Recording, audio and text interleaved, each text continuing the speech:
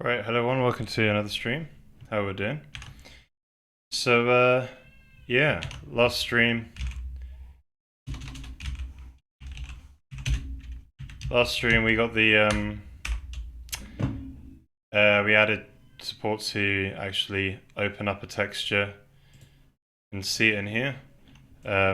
We can pan, zoom in, zoom out. And there's also properties on the left-hand side in a very hard to read font, but that's just the way our text rendering is at the moment.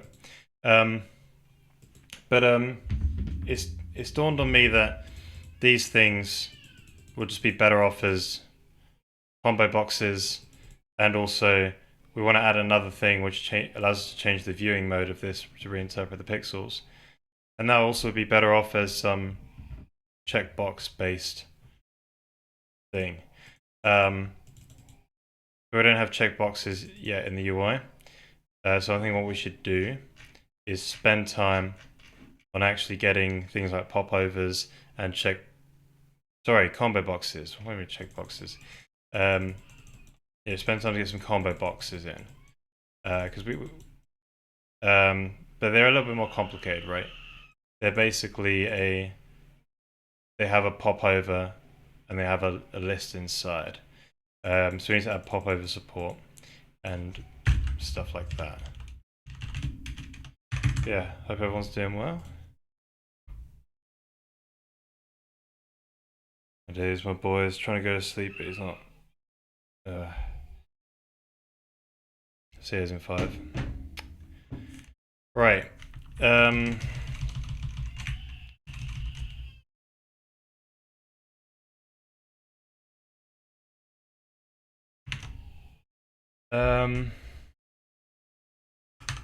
Okay.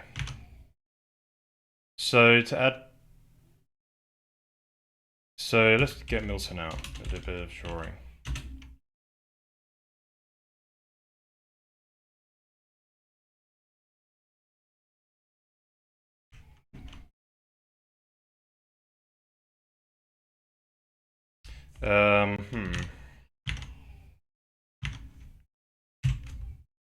Alright, maybe I should record that for the video. Let's do that.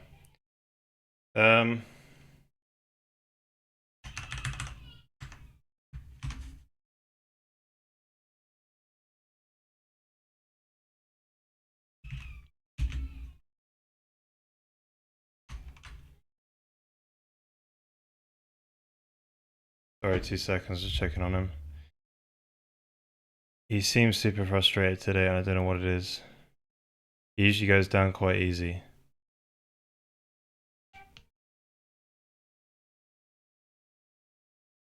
Wait, he's quieting down now. Yeah, I think it will go. Right, okay. Bust open the Coke and then we'll record what we just said and then we'll draw what we're going to be doing.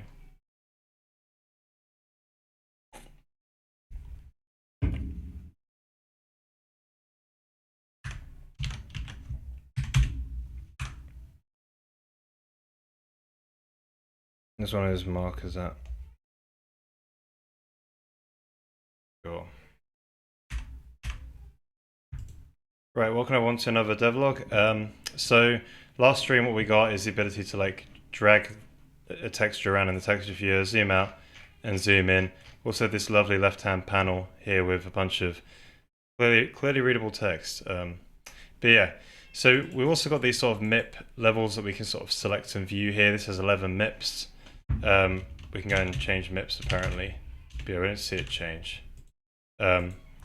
This still needs to actually be implemented on the shader side, I think. But it's a bit annoying having to type in the correct MIP. So these are better off being combo boxes. But also, you can tell here that the texture that we're viewing is viewing a bit wrong. That's because we're not really interpreting the pixels correctly. This is actually stored as a floating point number, so it's a depth value, and we're just reading it in as a packed 4-channel RGB into a 32-bit integer. So it's looking really weird. So we want to have different viewing modes as a drop down as well. So initially I didn't want to add drop downs or like combo boxes to the UI because I thought you might as well just have pop up something and have a list there. But for small little things like these, it seems essential. So that's what we're working on today, is popovers, because we're going to need the ability to hover and get a little tooltip or something like that. That's a popover. But also when we have a combo box that works like a popover. So essentially what we want to have is the ability to make this a little thing pop up, and then you just essentially be able to select from a little list. Obviously, if it can't go off of the end of a screen, right? So yeah, you can't go off the end of a screen like this. So if this is the case, you need to make sure that it's drawn. So if you have your screen and your little combo box is here, the rectangle needs to be placed up.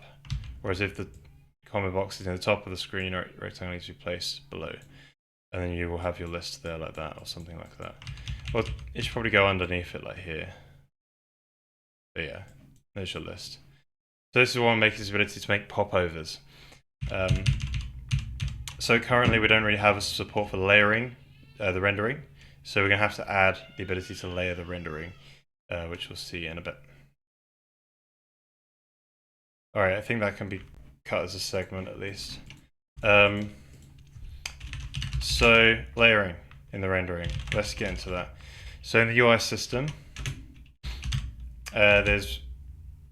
we basically have one big array, I think.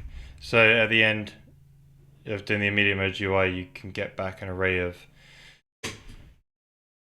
drawing. Yeah, draw commands, words, flip words, and all this. Right, I've got to remember how this works. So this is sorted back to front, and then we read from it backwards because then it's sorted front to back. Right, back to front. So if we get, yeah, so if we're able to, oh yes, the boy went asleep. Excellent. Finally.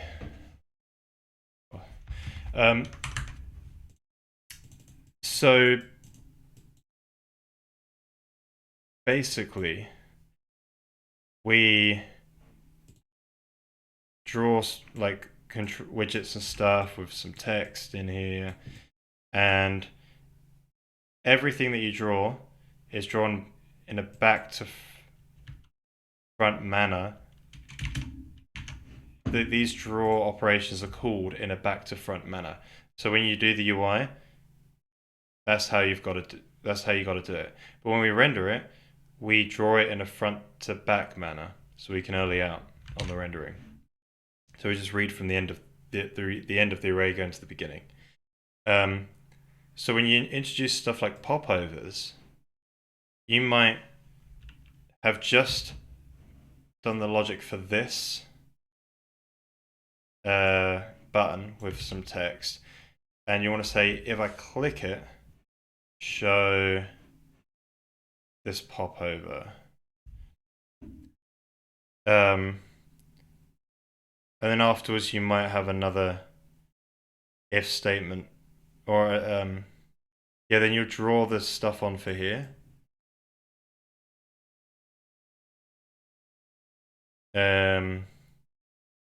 If it's open. But then after you've done doing that immediate mode stuff, you might do something else underneath it. And you don't want this drawing on top. If that makes any sense. I think this is a good thing to capture as well. Hey Egotist, how you doing? You're not doing bad, thank you. Yeah, just a bit thrown off trying to get the boy to bed, but other than that, I'm doing okay. Yeah.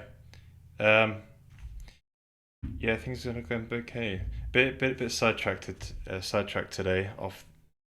Gonna add some more widgets the UI system. So we're tunneling down into the abstraction and doing some work there. But yeah. All right, it's a good way to explain this and I can capture it. So why don't we write some code, and then we can go over it. We go over the drawings with it, and we can capture that.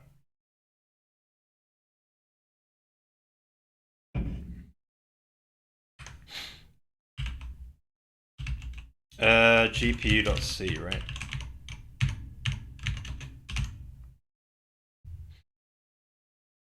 I should off there. GPU.c. Right, so let's pretend that we know what we're doing. And let's just say we have have we got some buttons anywhere? Right.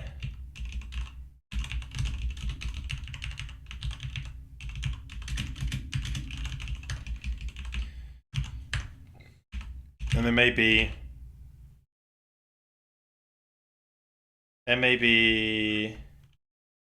if you hover over the button, UI. Oh, focus state. You can do that, can't you? Yeah. UI focus state hovered.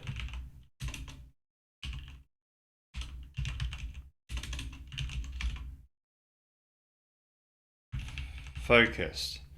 I guess you could say mouse focused as well, right? Yeah, focus with a mouse. Ah, gonna be good, gonna be good.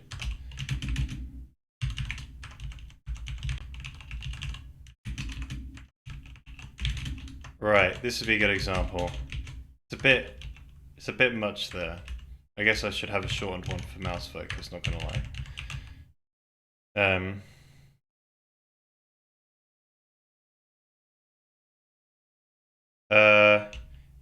Yeah, should we have one where it's like UI?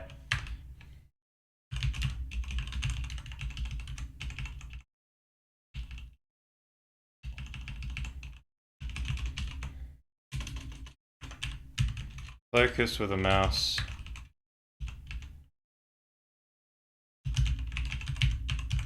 Let's just do this one for now. We can do the others in the future if we need. I found that this is useful.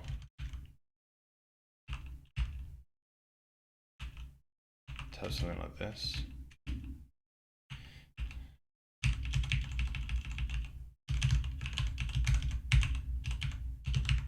Right.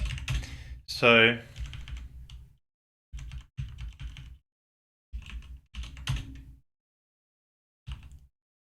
what?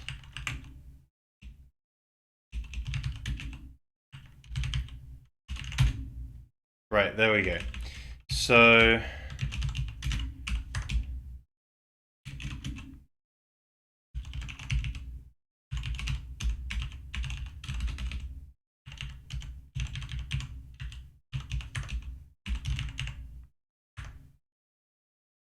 window rectangle, screw it. Okay, let's move up here for the example. Right, so the example is like, I've got a button, and if it's hovered over, we're going to show a popover. So it'd be like UI popover, start, right? We'll figure it out. We'll figure the API out. And you do some, you put some widgets in there, and these things.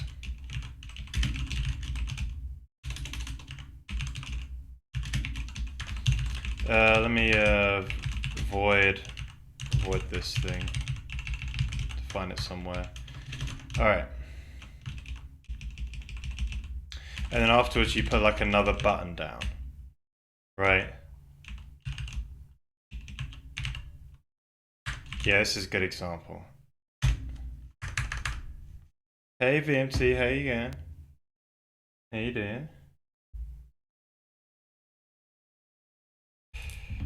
Right, I think let's record this and talk about this. We'll talk about the problem we've got to solve. Put the marker down. Yeah. Right, so here's an example of some code of the current problem we got. So imagine if you have a button, and then we say, hey, when we hover over the button with the mouse, we're going to start a popover, and we're going to put some widgets in here, and then we'll end a popover. And then afterwards, we're going to then put a button down, another button down underneath the other button. So if you just draw this out, you have these two buttons, and then you have this popover, which comes over underneath the first button, and it actually covers the other button completely.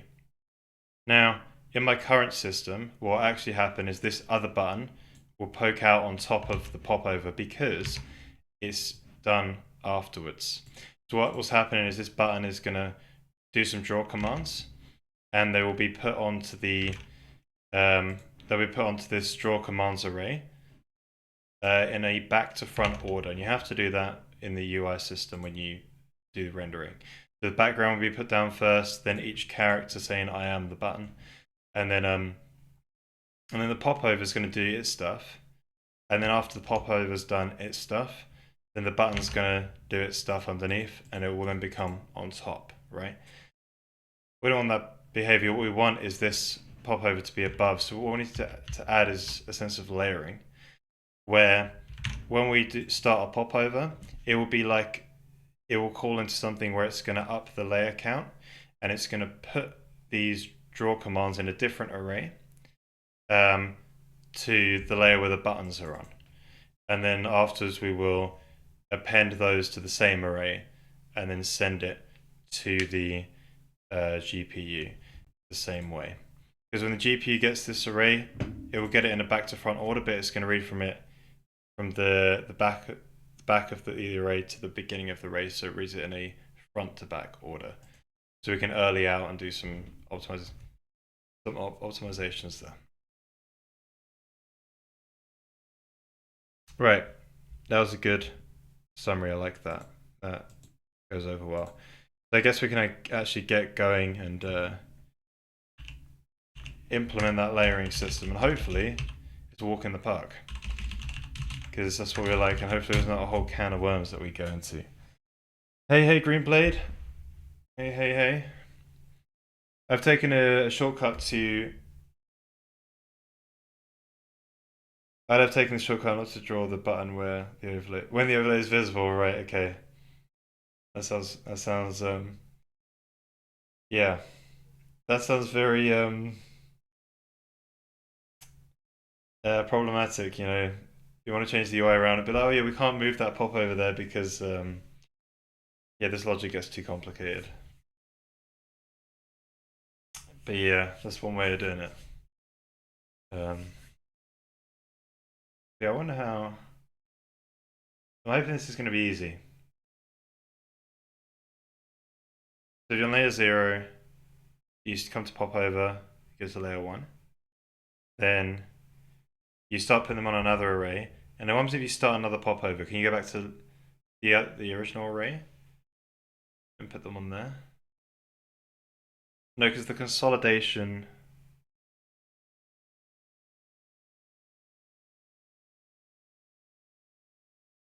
You close it.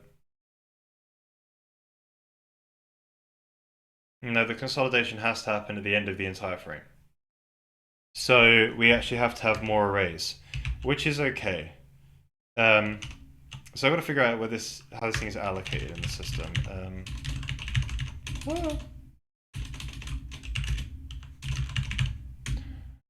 My fingers today, they got a mind of their own. Right, so we got a growable array. Alright, let's open up the other header file.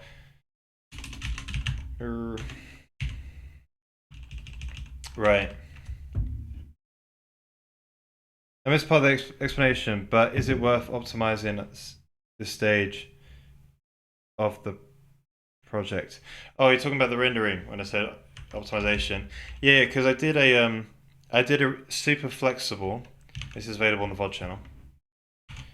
I have VOD.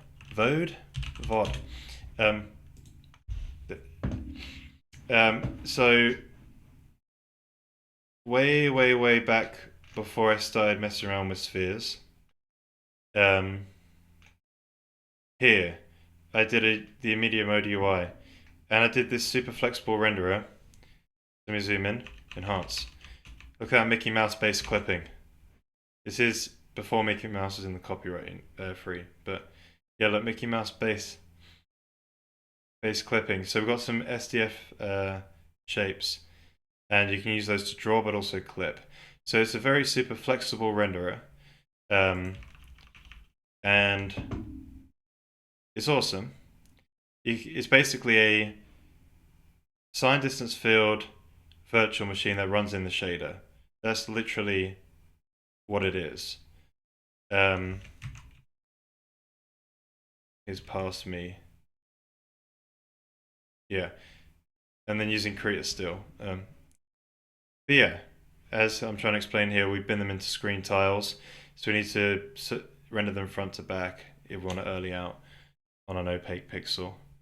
But yeah, sign distance fields, operations that get run. So yeah,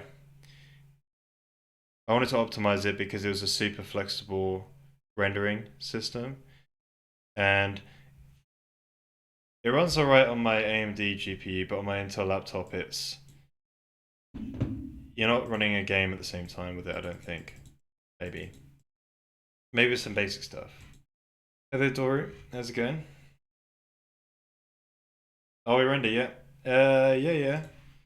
We render, but not complete render. These are my balls. We're taking a break from these guys. They will be. We're gonna do PBR next, whenever we get out of this texture viewer stuff. So they're not gonna be red anymore. I need to fry my brain with maths at the same time.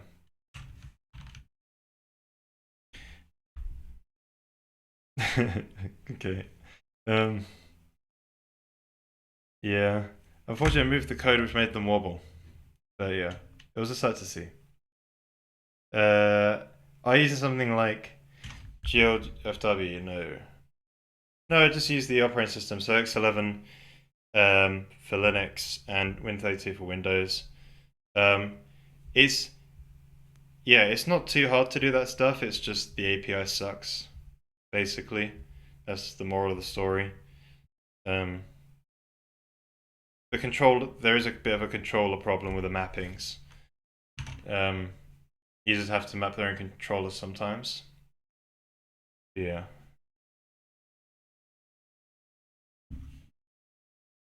Yeah.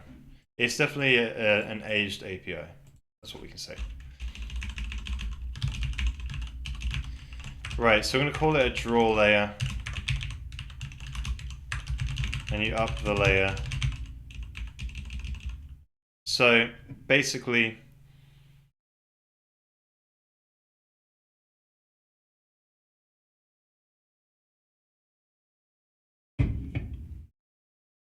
shoot.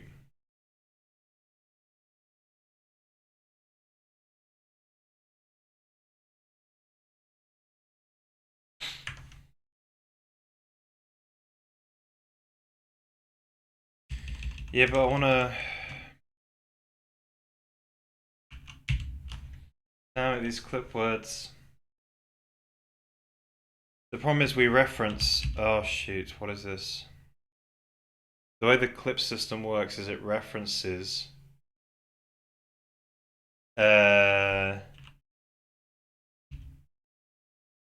We store this in the draw command, right?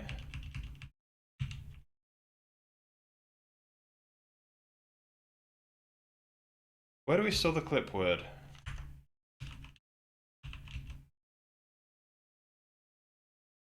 Yeah, draw command clip word start index. This is it.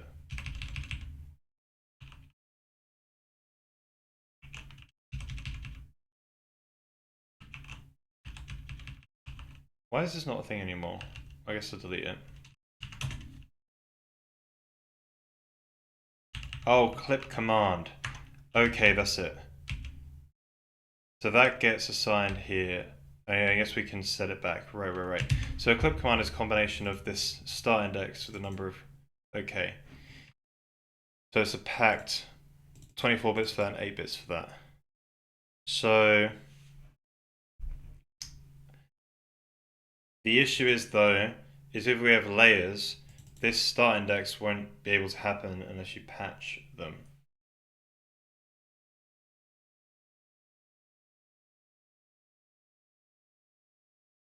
Okay. So this clip command goes as the 8th draw command. Right. So we're gonna have to add a way to patch these guys. Okay. Right. I'm just gonna drop a mark here and just say how it looks before. And I can edit in.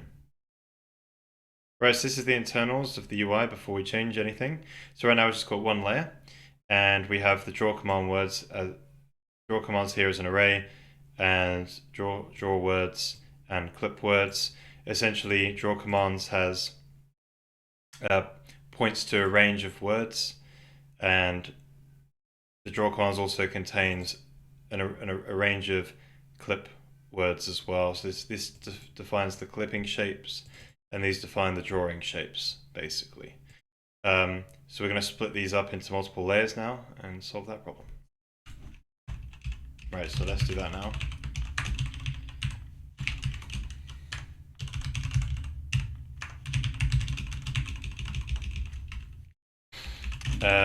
Oh.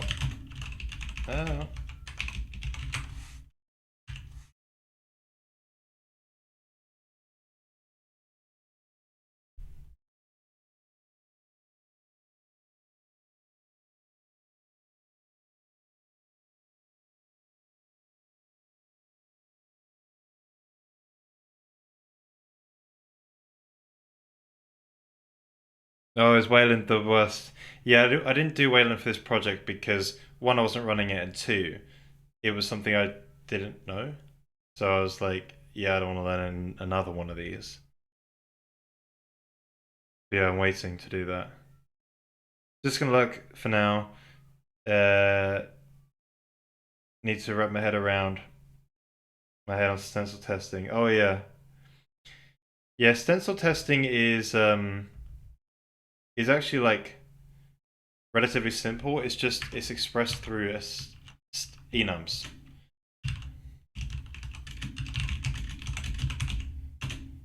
So stencil test in GLSL. So you can do like a software stencil test, and that is way easier to understand. I don't know if there is a I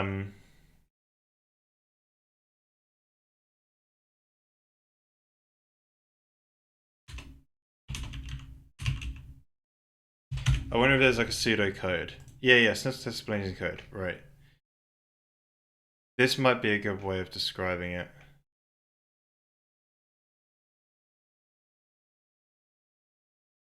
Yeah. Maybe this is a good article enough to help.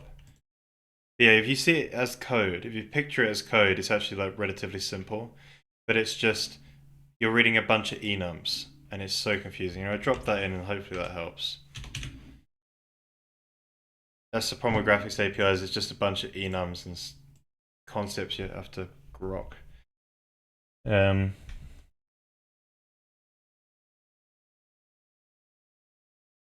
worries. Where is it? Right, so this layer. So I think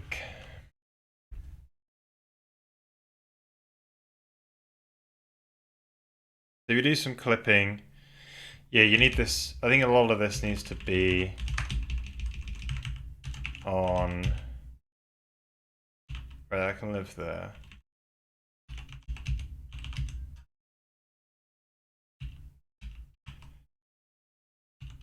Right, so this is to do with state while making a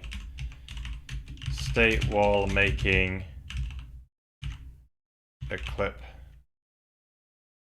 Alright, whatever. What are these?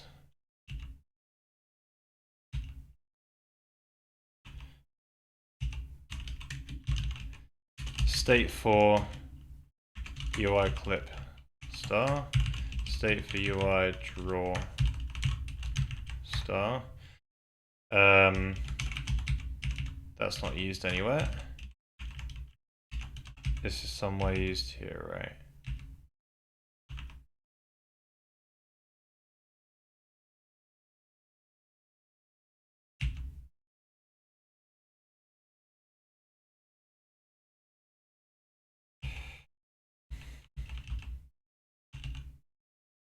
I think we can leave that there as well. Distance operand index. Yeah, that's the bit when you do the draw command stuff. Yes, and these are to do when you do shape API. That's clip and yeah, it's for both clip and draw. State for both. Wait a minute, is that for clip and draw? Whoops.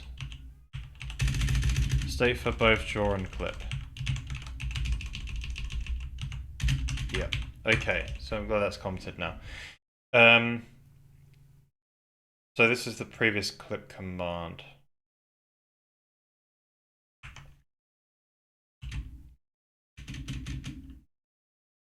Yep. Okay. So we also need to patch the clip commands when we're done. How are we going to do that? Sorry. Wait, you just need to patch the draw commands. You can just go over the array at the end because they're all in here, so I don't need another array. Yeah, this is enough. This is enough. This is good. All right, let's record this.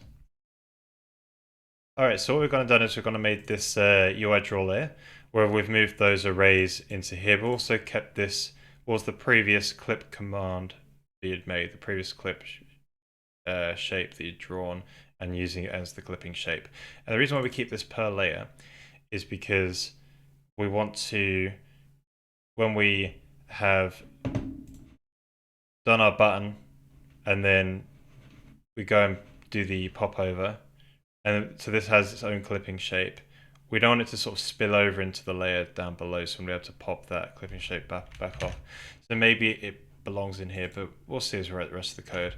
And I've gone and commented this out as well. So this is state for when we draw the clipping shapes. This is state for when we draw the drawing shapes. And this is state that's shared between the both of them here. So yeah, let's get on and change the code inside. Okay, so things.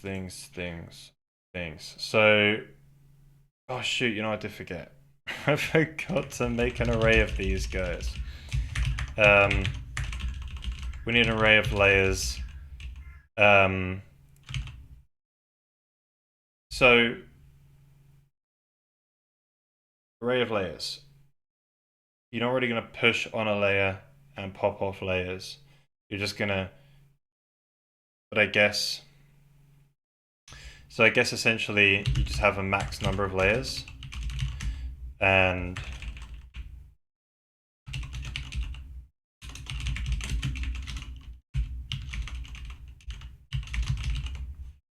which is just layers capacity. Bum, bum, bum. So maybe we'll just say a max of 16 layers. I doubt we'll ever get that many, but and the idea would be if we haven't allocated it yet, we'll allocate it, I think. Or 16 layers is probably quite high. What is that? Popover, that's a 16 popovers is quite a lot. So maybe you only want 4. No, maybe you can end up having quite a bit. Let's just say 16. It doesn't matter. But it'll only get allocated when it's needed. Maybe.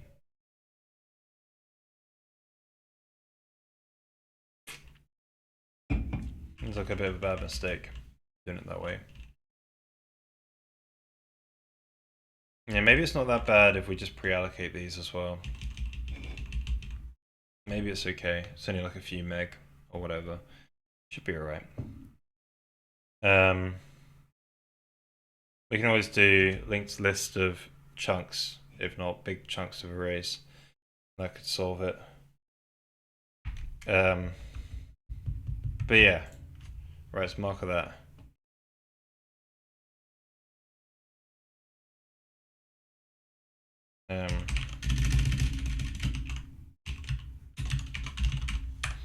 All right, so I've got two missing in. Do that again. All right, so I actually missed two important fields. It was the layer index and then and our layers to actually be in the UI draw strut. So yeah, they're in there now. Right, so they're in. In we go. So we got to. So I just usually do initialization code last because it's like, yeah, there's no point doing it until it's just a waste of time. You might change it, and then you got to change your initialization code. So let's try and make sure we can get these all plugged in and working. So I think if we just save it, we might be able to use the errors. Oh yeah. What?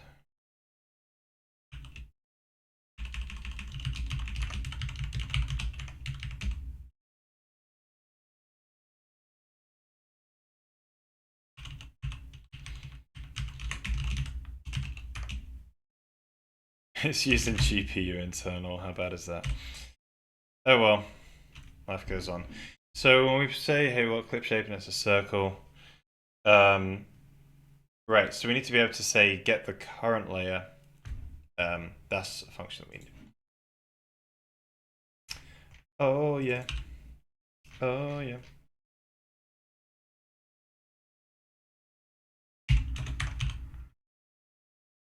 So we need to add ways of UI layer get, or just say get the current layer is just UI layer. Layer increment decrement. And I guess we can just return the layer. I think those would be some good ones. Add.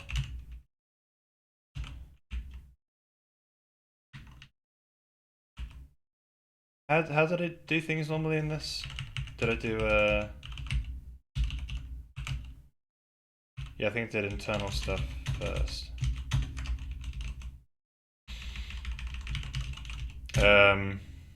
G UI draw layer. Now, I guess I'll call it draw layer.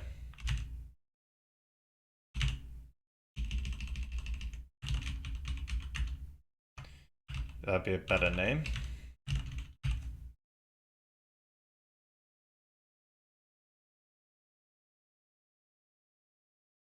Yeah, Coke is the way. No, not really. Pepsi is the way. I tried to have my Pepsi in it too, but Coke was on offer, so in the gotta save some money sometimes, you know. It was like literally 60% of the price of Pepsi, so might as well.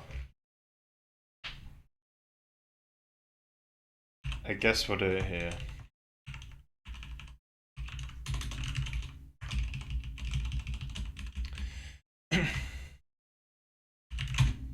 Oh, for crying out loud. Right, so why isn't this draw state in the draw section? That's a good point. That's some, right. Draw layers, here we go. So,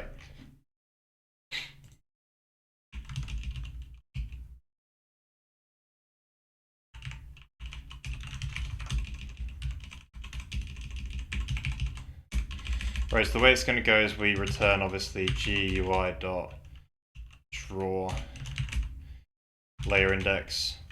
Boom. So this one needs to increment this one here, and then it needs to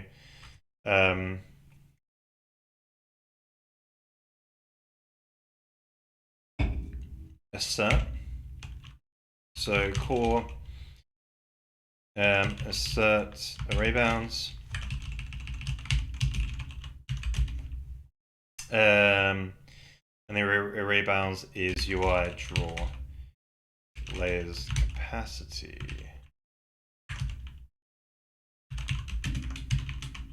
Cool. So it goes out bounds at crash.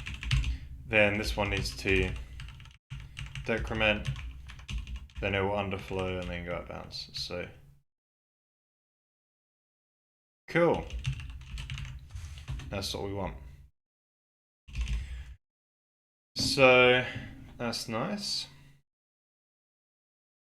So the next thing we need to do is actually start using this. So we need to find so right, I guess I can comment on these guys.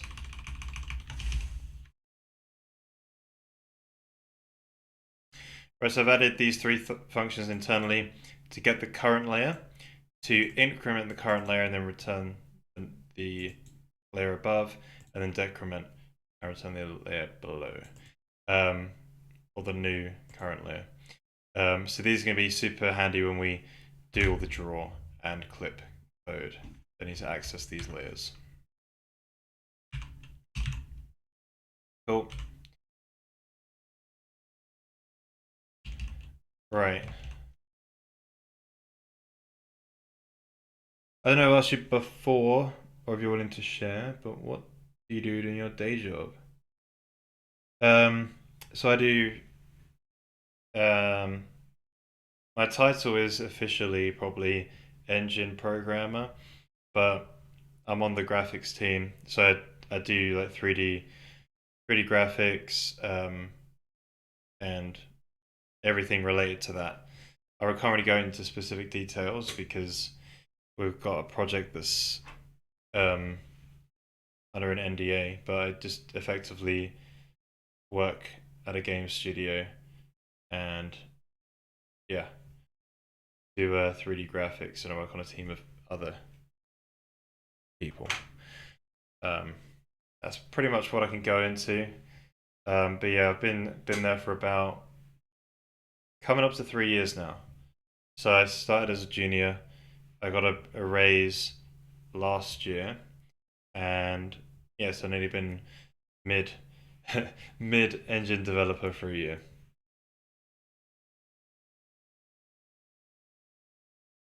Yes, exactly. Tiptoe. Yeah, this is the way. Um, so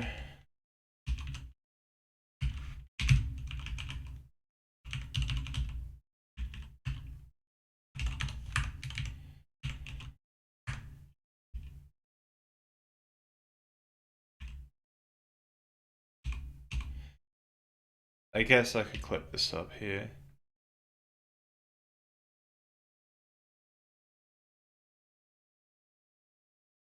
Right, so here's our clipping API. It allows us to clip shapes like with circles, axis line bounding boxes, and stuff like this. As you can tell, the errors here, it's using the old clip words thing. So we're just gonna, put in this new draw layer thing, get access to the current layer, and then just say layer equal this guy, and then just patch these guys up like this. So I'm just gonna go through now and do that with these guys. I wonder how yeah, it's interesting the way I'm doing these devlogs. They're like a little miniature story of what goes on. Wonder how it go. But yeah, so you get the current layer. I wonder where I stick that. Probably here. Maybe there.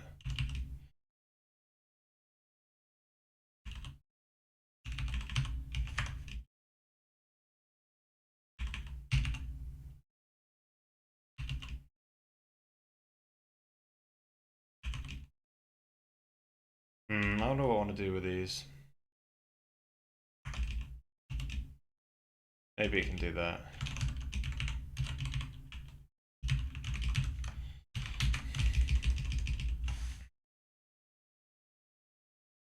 I'm actually trying to get in the framework team at my company. I make slot games.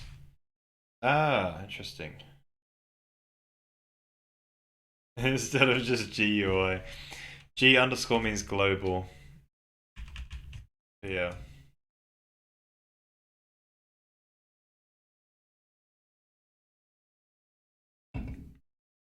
So, the framework team, I guess, do you have a custom engine?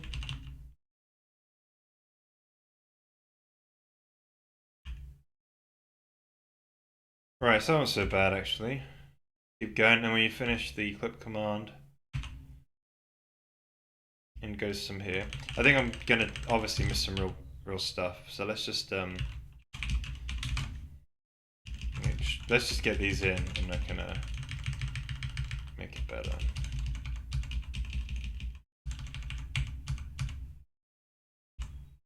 Right. Seems right. Yeah. Right, let's get the current layer. GUI.draw dot.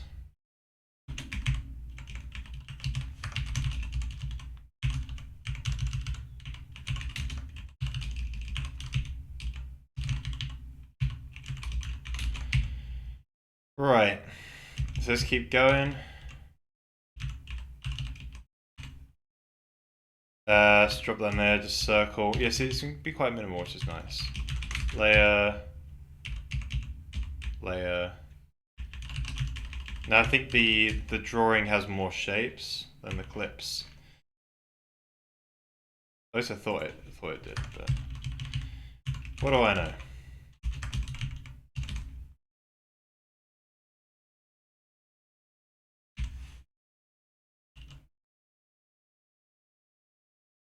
Right, draw finish. Here we go.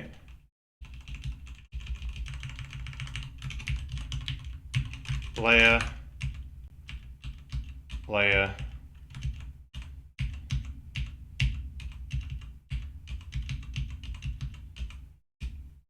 Right, so this just finishes the draw command and then pushes it on. Okay. So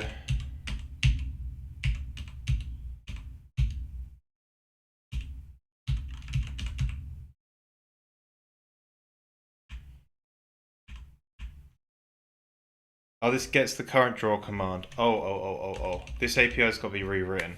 So how we... Yeah, this is kind of a bit of a dumb API.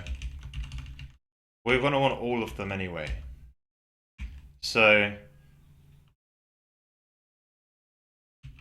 Yeah, dumb API. You say draw finish. Oh no, draw finish. So you say UI...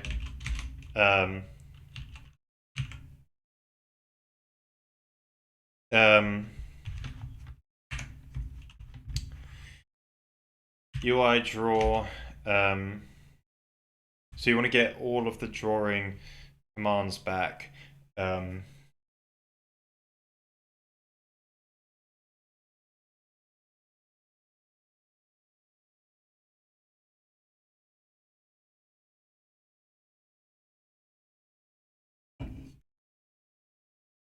Or you could just say, hey, I want to put it into a buffer. How big does it need to be? Yeah, so maybe you can say, hey, well, you know how big the buffer needs to be anyway.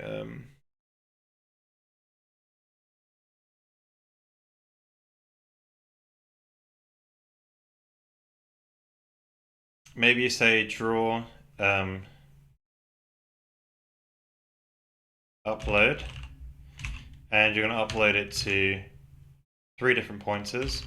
One pointer is going to contain where the draw commands go. One pointer is going to be where the draw words go, and one pointer is going to be where the clip words go. And then you probably need to say like their capacities, and we need to assert for it to be safe. I just wonder how.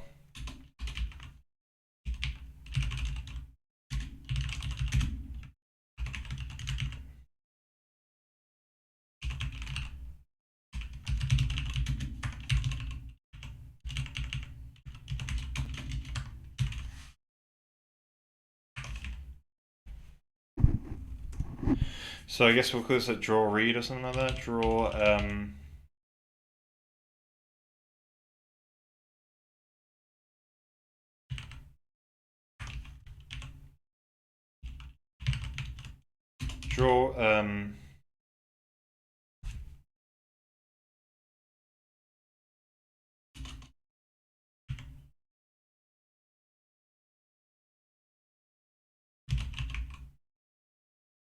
or draw copy. Hmm.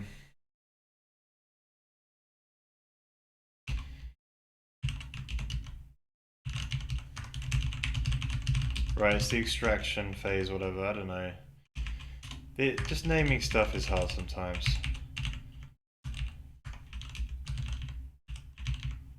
Or you call it upload. Maybe upload is fine.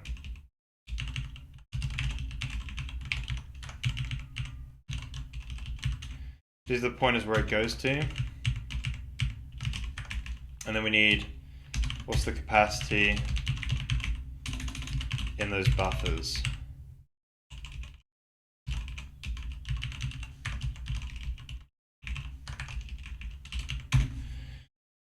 Yes, we have a custom engine. Awesome.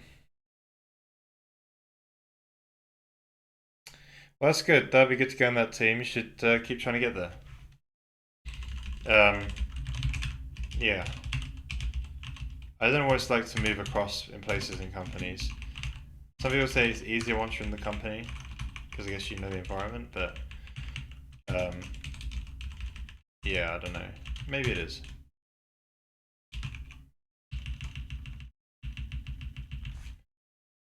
Um, yeah, so we're no longer having these separate arrays you access to because they're no longer a linear array. Instead, we're going to give it the buffers it needs to write it into. So I guess we should talk about that. Is that going to be correct? Yeah. So where's the upload?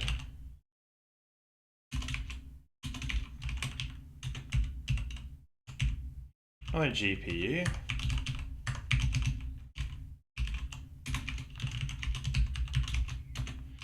Right. Let's mark that and comment it. Alright, so when we're done with the UI, we actually just take the array of draw commands and the draw words that the commands point to and the clip words that the commands point to. And we just upload those directly to some buffers on the GPU using our GPU buffer upload. And now these arrays are not contiguous in memory because they've got layers and when they need to be arranged properly so the layers, so one layer goes after the next.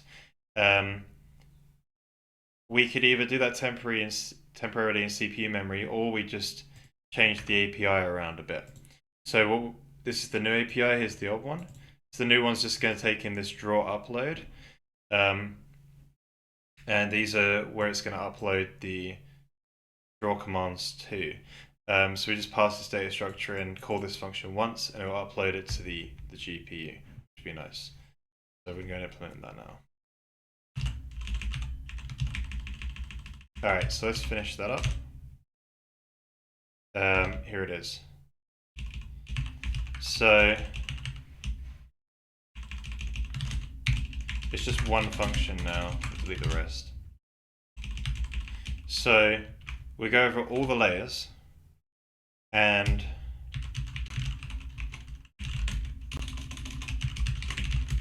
zero to UI draw layers capacity. We get the current layer.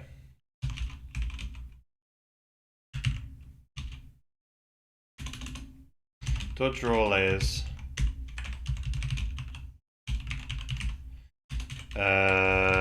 UI draw layer. Take the address. So when we've got the layer, we need to basically just mem copy all of it into these places here. So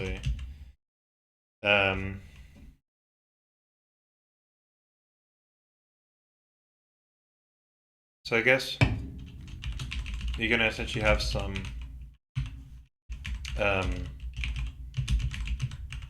like cursors, right?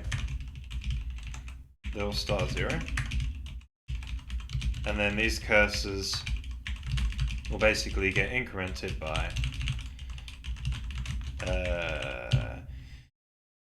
core stack count, so how many elements in the dynamic array in layer draw commands,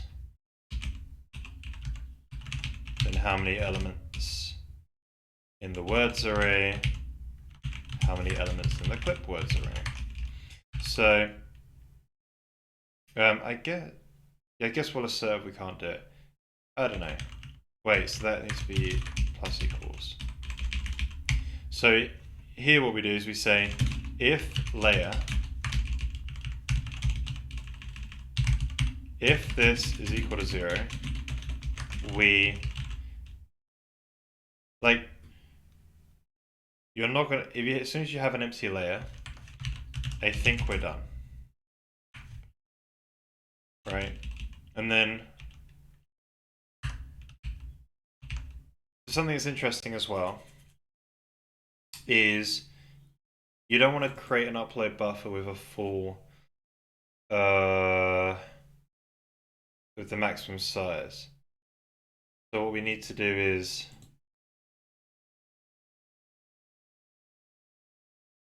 see, this library already knows about the GPU system still in a silly way. Actually, it shouldn't do that. It knows about GGPU. So it could technically use the GPU API in here, but I don't want it to do that. Not wise. So yeah, we should have 2 actually.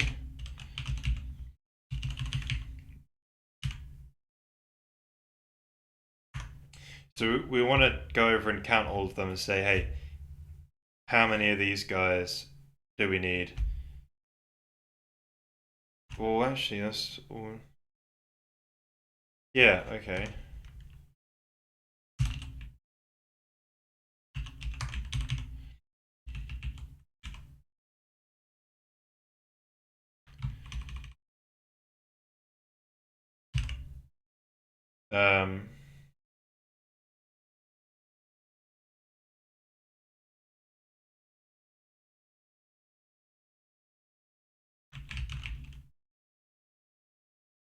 I wonder what we want to call this. I'm reconsidering changing this name from upload to something else. Like draw.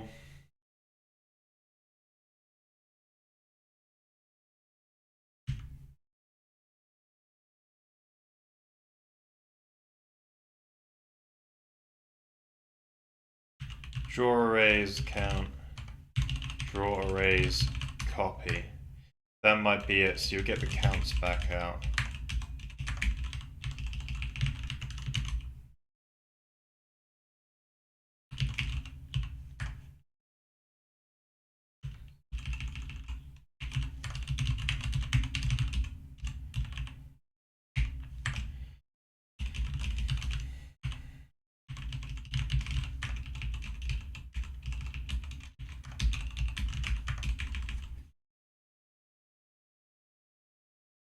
So draw arrays count.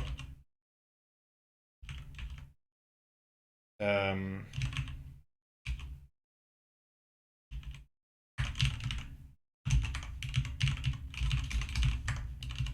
then there'll be a copy one for copying into.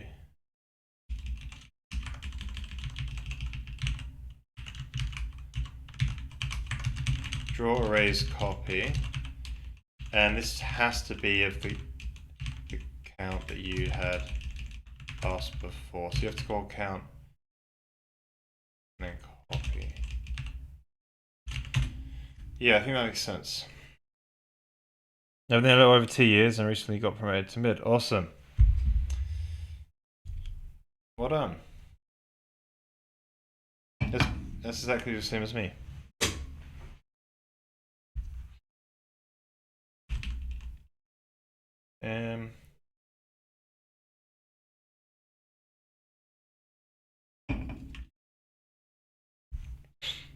Yes, I think this is the new API. Oh well. I can talk about how I changed it in a minute when I completed it.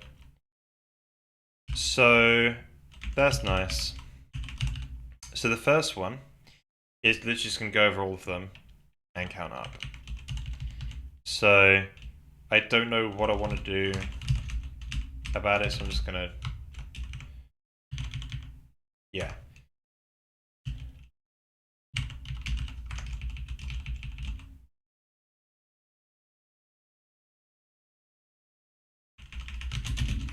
So we'll go over all these, right? And this time we're going to count everything. And we'll just go over all of them. It doesn't really matter. I guess we can do an if statement check. But again, it doesn't really matter. You do count out draw commands count equals draw commands count. Words, and then clip. Right, and then we return. Right, easy peasy. This one is the copier, right?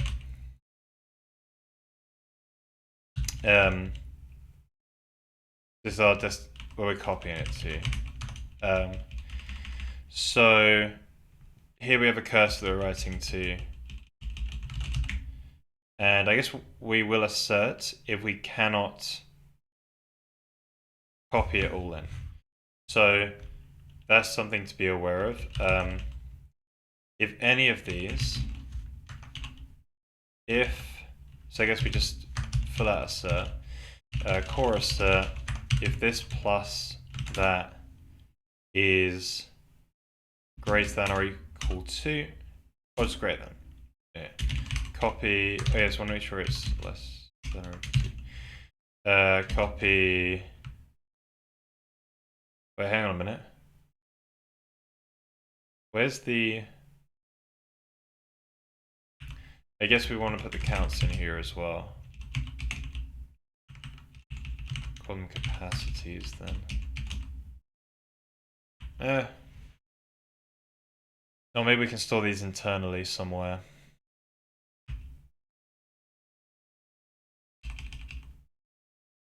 So the user doesn't have to pass them in again. Maybe we can store them in. Well,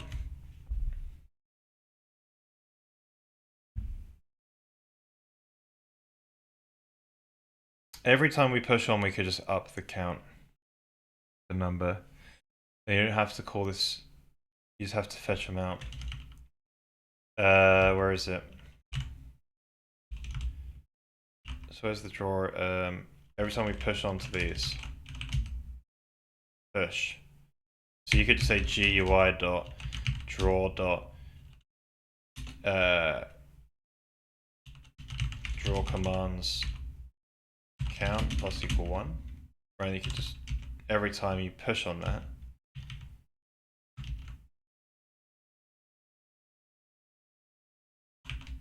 which is not many times, right? And there's draw words. Every time that gets pushed on. It's all in one place, I think. Just gotta find it. Here we go.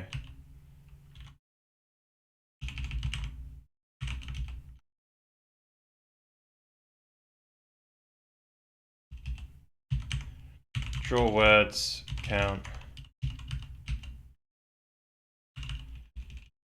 There's one for clip words as well. Clip words, push.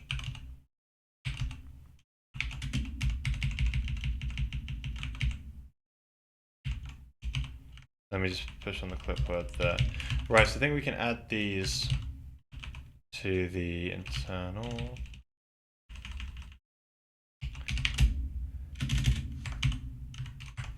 Clip words, draw words, and draw commands. So every time we do a frame start, we're going to reset this data.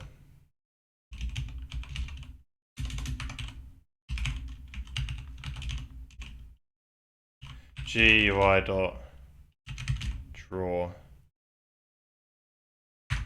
We'll reset those to 0. And those get upped. So now we just have to return those, so that's quite nice. Yeah, so now they can just be returned. They don't have to be calculated. And then also in here, we have something we can just check against real easy. They'll just be in GUI.draw commas count. So here we'll just say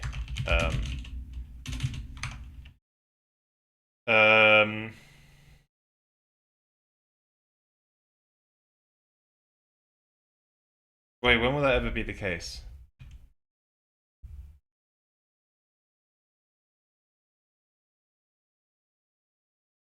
Yeah, that'll never be the case. So we don't really have to put that certain. It's fine. Right, so just mem copy now into there. So yeah, so I think we want to use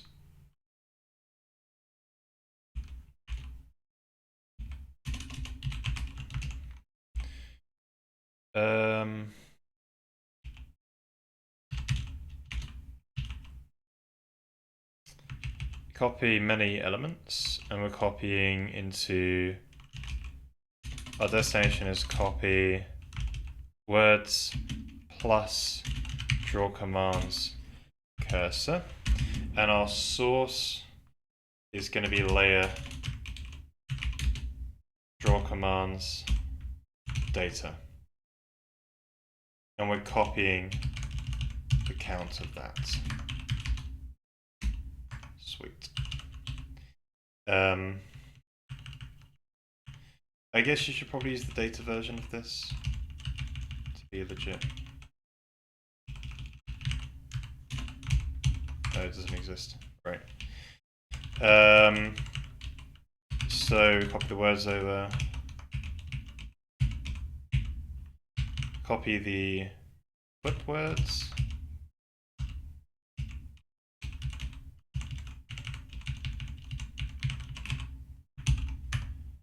Right, that all reads correct to me. So let's just double check this.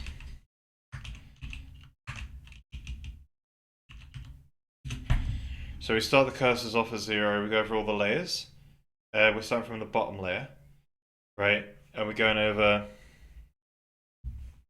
and the destination is going to be the upload buffers which the user has provided. We'll offset by the cursor, which we do increment later on, and we're copying in the layers data right into there with a nice mem copy, and then we offset the cursors for the next layer to go afterwards. That's good. There's patching code. We need to patch. We actually need to patch.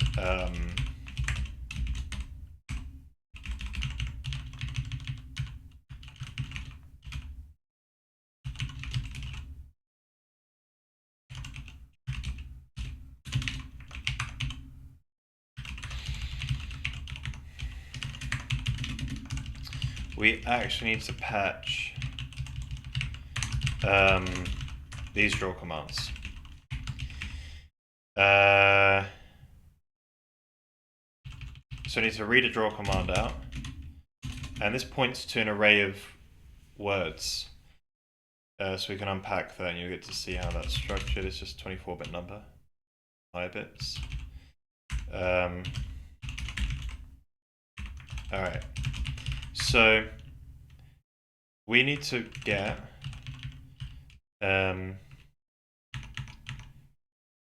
core stack get. We need to index into the command words. We need to get command words start index. I think that's a yeah. So it's just actually it's in the low 24 bits, and the count is afterwards. Right. So we need to make sure that we get the start. There's the words. I need to add 8, I believe. This is where the this is where the clip words end up getting put, or the clip command. Where is it?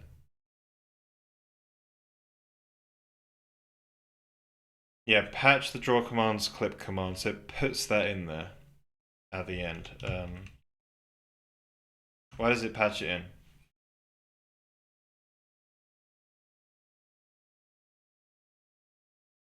in? Doesn't have to patch it in, right?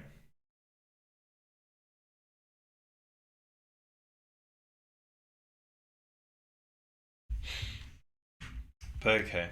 I guess it's because I want to put all the writing in one place. Yeah, so we put from the base set of words, the 8th one or the 9th one, whatever, is where the clip command index is. So this is actually a little bit wrong. We need to reconstruct it because it needs to go into one contiguous array now. So the words that it points to is a bit off. So you get the start index from the clip word, and then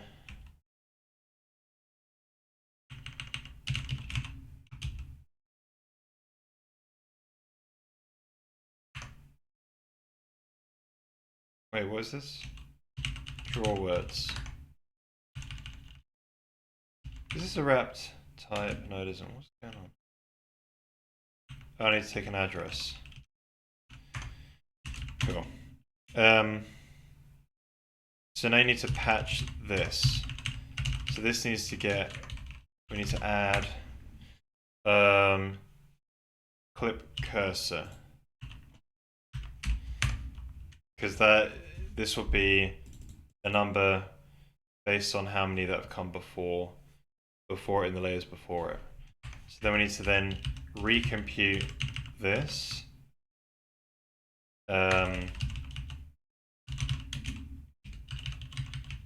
Words count.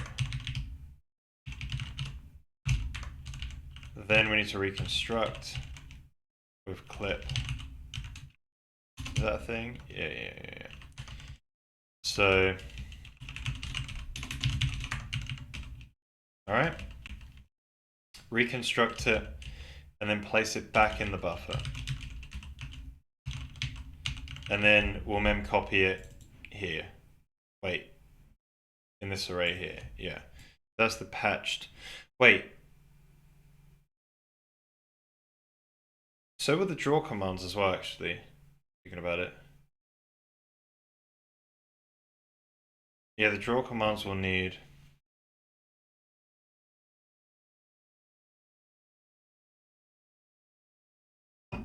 to get patched. And when we increment the layer and decrement the layer. No.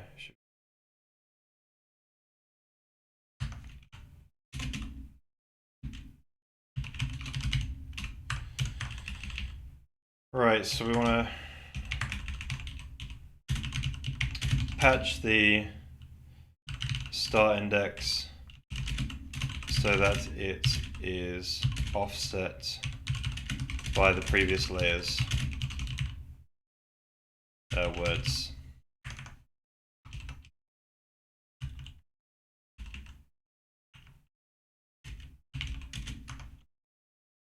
Then we throw it back in there. Now, there's a problem with this still, and the draw commands actually needs to get patched too. So this is specifically patching the clip.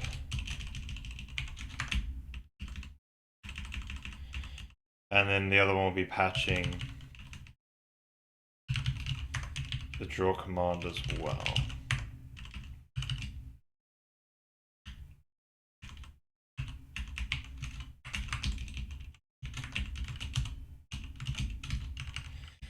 So you get the draw command. I guess just copy this, right?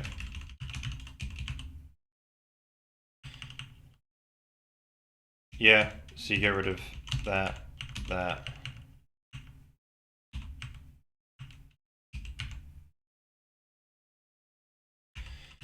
It's just no normal clip words cursor. This is draw words cursor.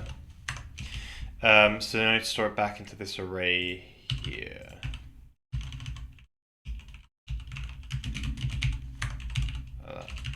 Right, I think that reads okay. So that's the patching code.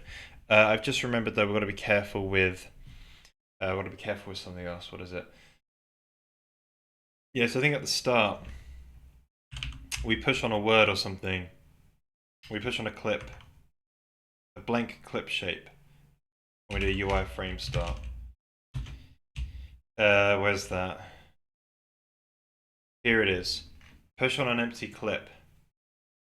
Big problemo. I don't think that's going to compile anymore anyway. That doesn't exist.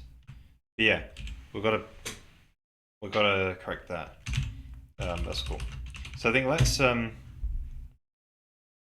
let's hook this code in the GPU side, and then I can talk about what I've changed, and then we'll move on from there. So yeah, here's the old code that's going away. So we want to use the new API now. It's only one of these boys. So here's the arrays count.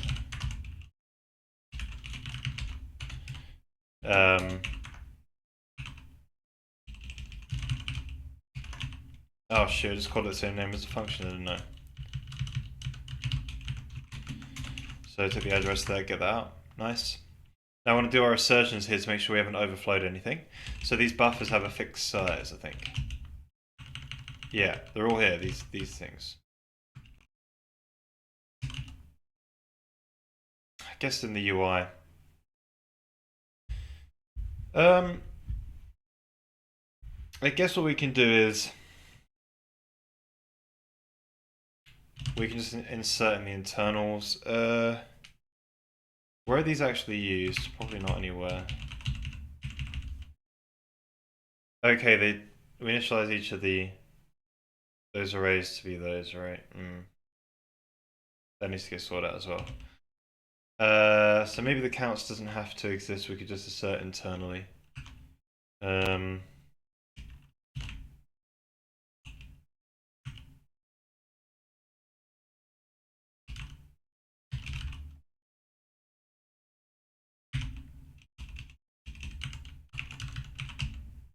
Yeah, maybe that's the way.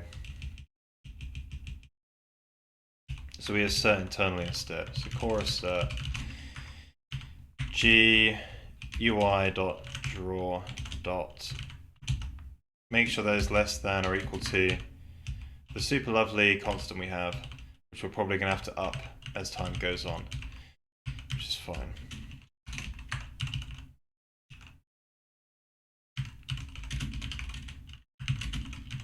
Too many draw commands. Too many draw command words. Too many clip words.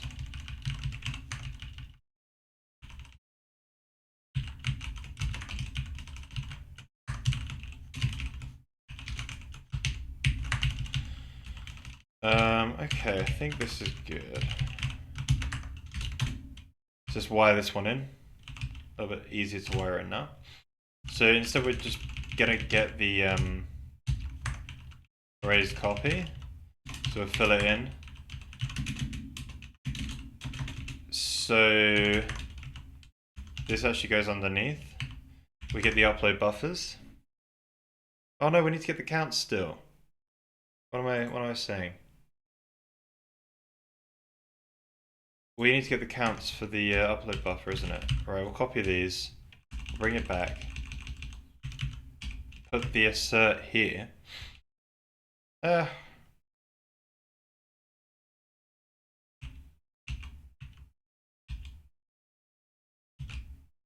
maybe the assert goes outside. It's difficult when the code base is all kind of together. We'll put it here.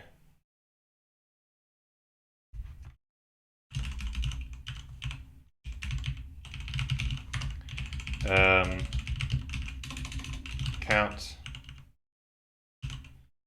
dot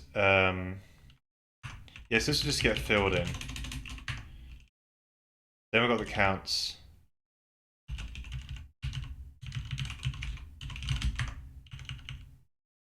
Yeah. That'll do for now. Then we specifically do an upload buffer and get where our draw commands go.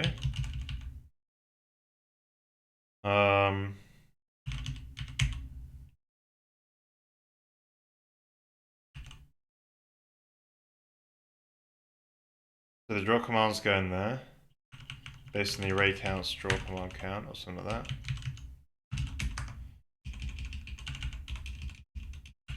Alright. There's no mem copy going on.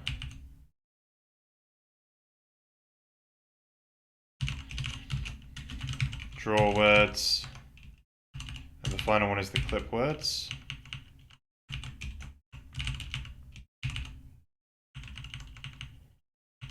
Okay, so we've produced all of the different upload regions in the upload buffer. We're now going to pass these pointers into here. If this is the last time I need to type this configuration of things. There we go. Right, I think that's pretty good. Yes, that's legit.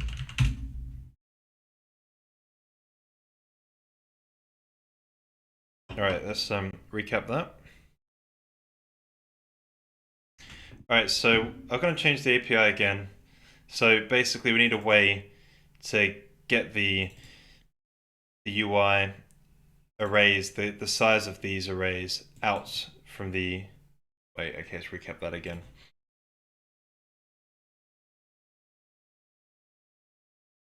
Alright, so I'm going to change the API a bit again. So what we actually need to do is when we want to upload to the GPU, we need to get the sizes of all these arrays. So there's 3 fields in here, the draw commands count, draw words count, and clips count. We make sure they don't overflow our GPU buffers. And then we basically call the upload buffer, so we get a nice region of space in the upload staging buffer. And just for the number of words that the UI system has produced. And then we put those pointers into this array copy function, and then the UI system will copy all of the layers into these upload buffers. So this would be a much better API. So here's the API header. So yeah, the array counts just has the counts it's going to output us, and then we will prepare the upload buffers, and then after we've prepared the upload buffers, we get it to copy it into them. Yeah. So let's just go into the internals here. So yeah, this just returns the internal counts that we increment. So we set them to 0 at the beginning of the frame, and then we increment them as and when we put commands into any layer or words into any layer. And then this is the copy function. So we start a cursor off of 0, and we're inserting into the big linear array from loads of smaller arrays. So we go over every layer from the layer at the back, and every time you do a popover or do multiple one or more popovers, you get a layer, right? For each popover, basically. So if you have no draw commands, then we assume we're just going to stop here, and then we need to go over all the draw commands and actually do some patching code here. So we need to say like patch the referenced draw word and clip word array ranges. So we're going over all of the, this should say draw commands. I'm glad I'm here. This should go over the draw commands here, and it's going to get a draw command out. Now this draw command references a start index into the words array where its parameters are for drawing a shape. And obviously this was correct when it's inside a single layer, but when you're joining all the layers together into one array, it's not correct. So we need to offset that by the current draw words, so that all the layers that come before it So it goes past all the layers that come before it, basically, since it's going to be appended to the array. So we just go over and essentially recompute the draw command here, and then patch it back in. And again, I got that thing wrong, so I'm glad I'm going over this again. What is this doing? Why is it getting that again? That's wrong. I've already got it here. Yep, that makes sense. So the next one is the clip command. We saw the clip command in the clip words from the start, +8. And again, I've sort of messed something up here because I'm going to change this memory. So this should be called new.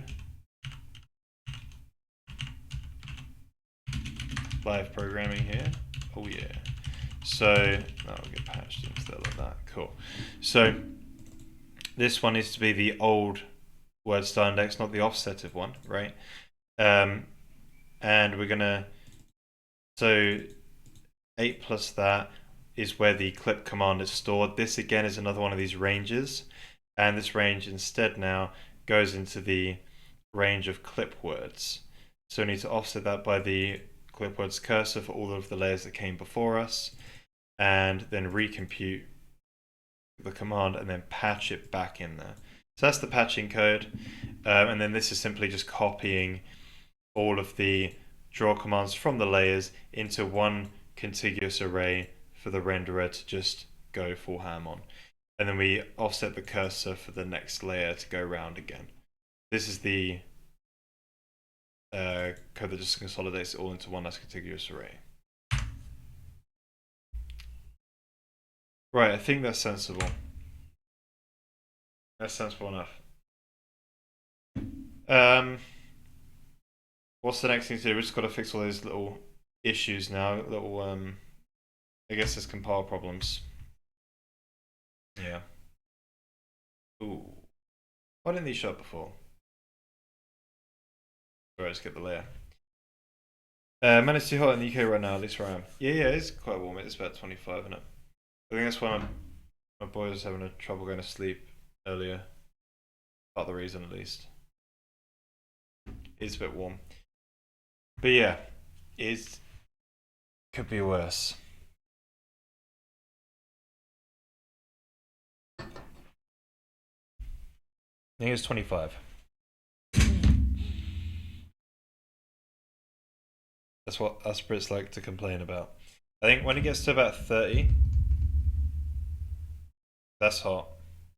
When it gets above 25, I think I start like basically not wearing a t-shirt the whole day because it's just too uncomfortable to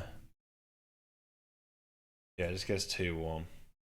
Can't concentrate, you know. Right, so I gotta like get the current layer. It was at 12 the other week. I was thinking it's barbecue. Yeah, it was barbecue. We've been having some barbecues. It's been nice. I had one last Sunday. Actually, I went back in March and it was my birthday. It was yeah, bit cold, but it was good. This is the way, man. Let's smoked meat. This is the way.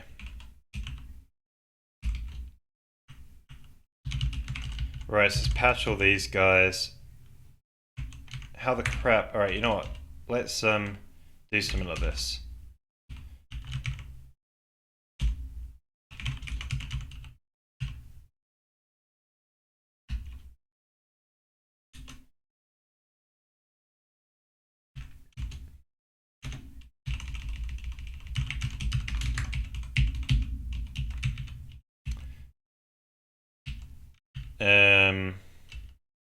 Come back to you.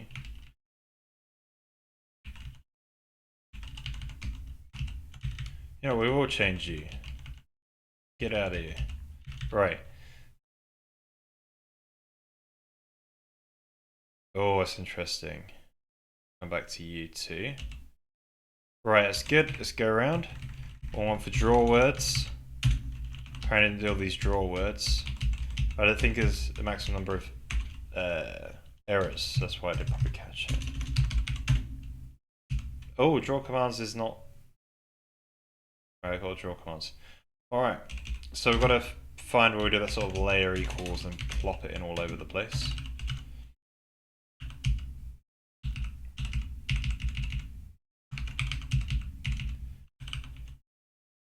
Right, in goes the layer. Wait, clip words push many. Oh, we got to look out for that. What about draw words push many? We'll keep an eye out for that one.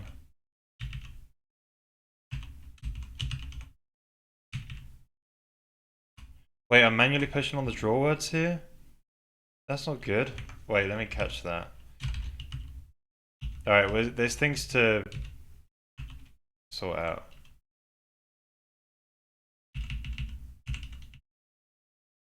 Okay, I think we're good.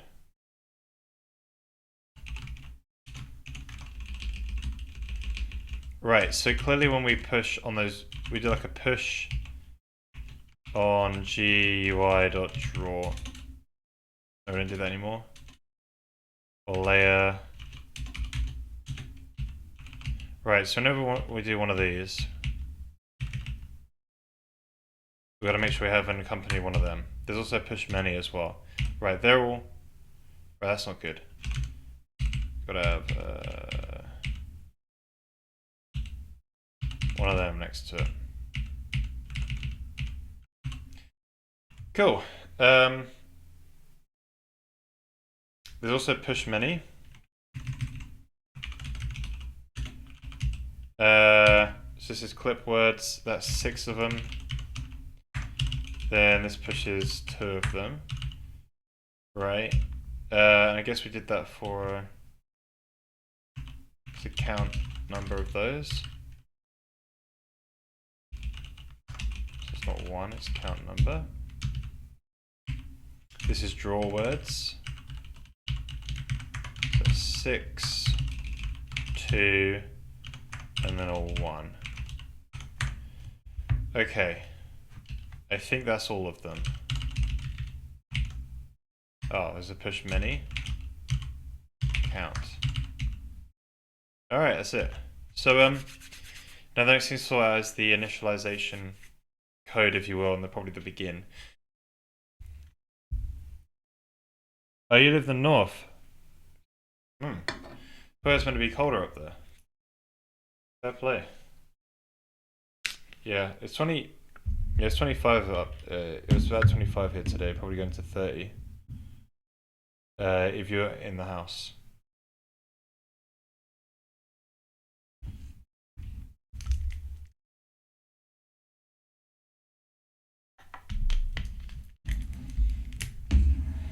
Okay, so now we've got the... So in the frame start, you're going to start a lovely frame. Right, we'll come back to the initializer in a minute. So we have to go over all of the layers. Layer index 0, UI layer, draw layer capacity. Why is it so... Damn it, IntelliSense.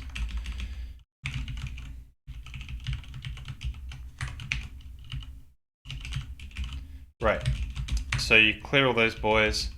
They've also got their own associated clip command. And we've got to be careful because they need to have a clip command. That pushes on an empty clip. Oh. Right, so I think we might have to set the current layer and then get it to push on a clip word.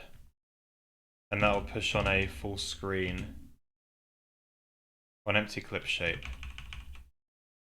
Right, so we need to hardcode that. So you need to get the current layer.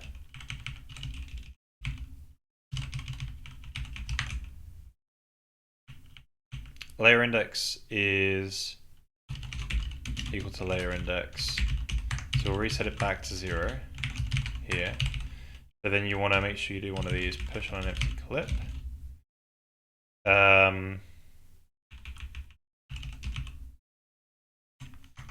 Something like that. That sounds sensible. What is this one doing?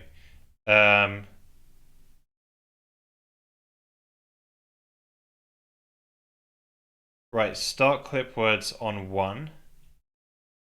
So, yeah, but isn't it pushing anyway? Isn't it the fact that we've done this means it pushes on something? Like, what's that going to do? When you clip...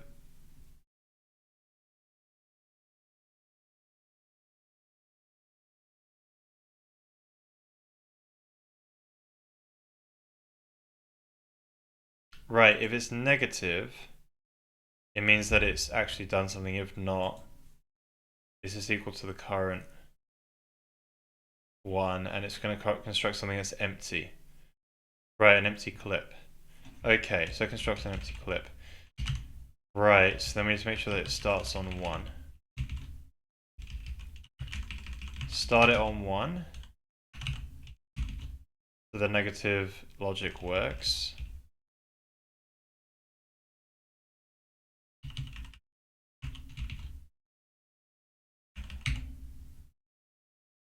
I think that's alright. Yes, that's all been adjusted. Yeah, I don't think it's really worth commenting about this, maybe. Don't know.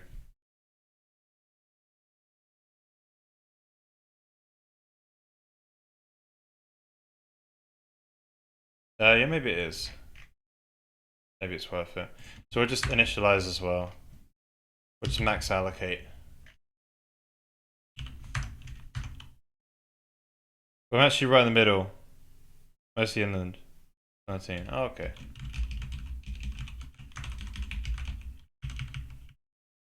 So up north. Up north for me. Yeah. If you live down south, anything past London, up north. Good fun though. I like going up north and seeing and exploring. Right. Initialize all those boys, and away we go. I think that'll be alright. Does it compile? Alright. Let's recap that. Okay, so now we've had to obviously change the initialization code where we go over all the layers, and we initialize all the arrays and make sure those get allocated. But also when we start a frame in this immediate mode UI, we now have to go over all the layers, clear all the different arrays, set up the clip words. So we're going to push on an empty clip word. So there's the first thing that gets drawn doesn't have any clipping, if you will. So when we do like popovers, we'll have to explicitly push another shape on, basically, after this one. But this one means there's no clipping at all. And then we, start off saying there is one clip word there at least. Yeah. Okay, so that's cool. Let's see if it still works. Hit compile. Hope this doesn't blow anything up.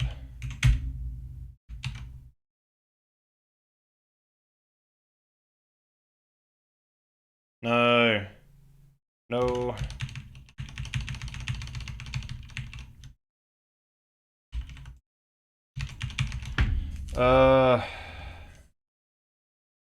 Please survive.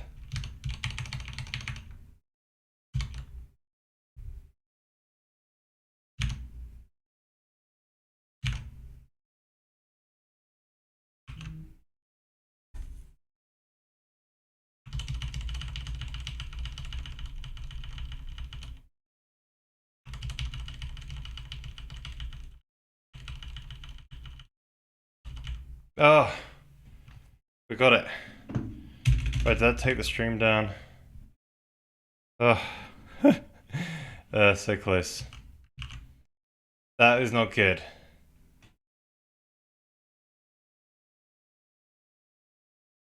Yeah, so a frame to like 5 seconds or whatever.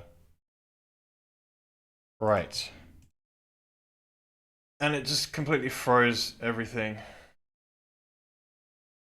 So clearly we've messed something up.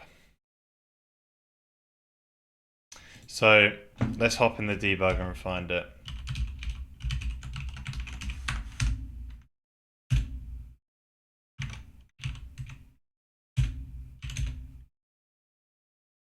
Yeah, I can imagine. Crazy. Right, so let's see what this array looks like. P. Oh, for crying out loud. Yeah, my current source file is that. What are you doing? P arrays. Ah, arrays count. Right, 100 draw commands. I guess. 64 clips. Alright. Then we put those in there. Then you go in it. Did I call count again like a melon? Oh, I did, didn't I? Where's that true? I didn't even copy it.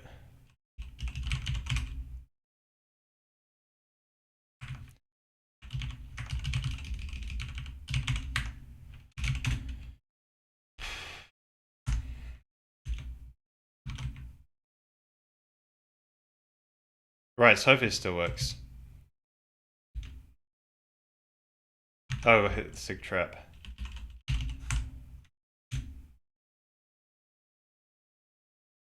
Oh, the audio and visuals don't sync.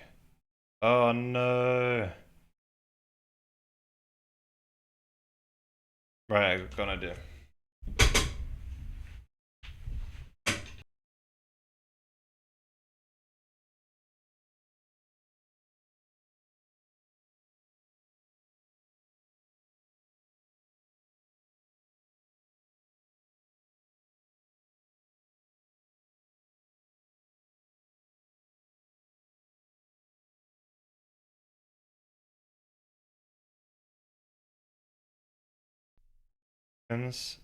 And here we come.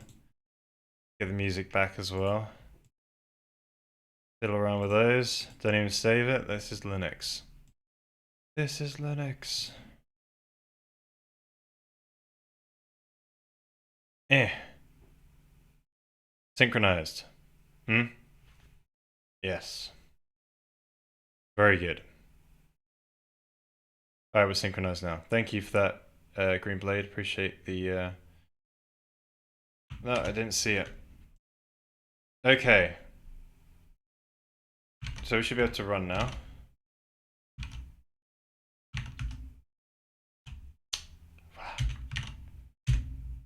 No!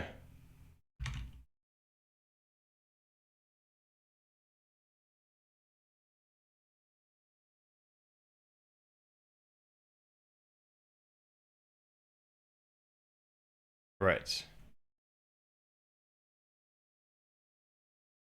I can't get my camera.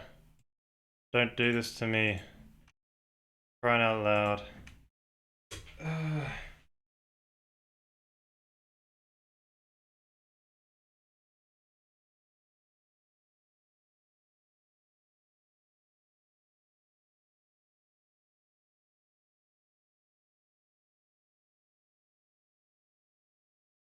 That thing's so difficult.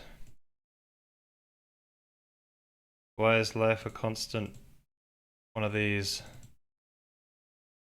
Ah, I gotta change the stream and I don't. I'll restart OBS, but I don't want it to cancel the stream. Oh, I can kill it. I can kill it. I can kill it. If I send a kill to OBS, then it shouldn't chop the stream up into two.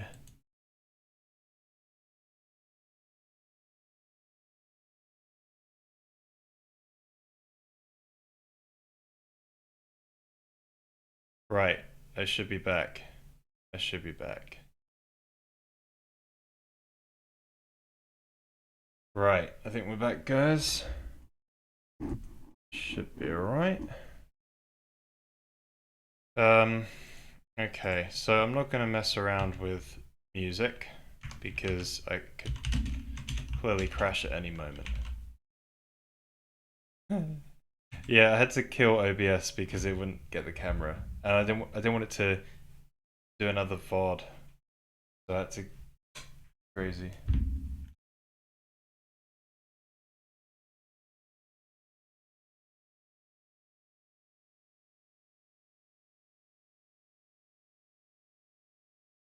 Wait 2 seconds. Got a text. 2 seconds.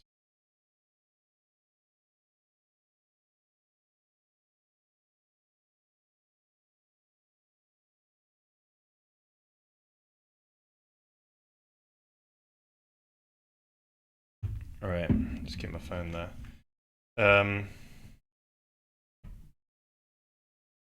Okay, so let's get back into what I was actually doing.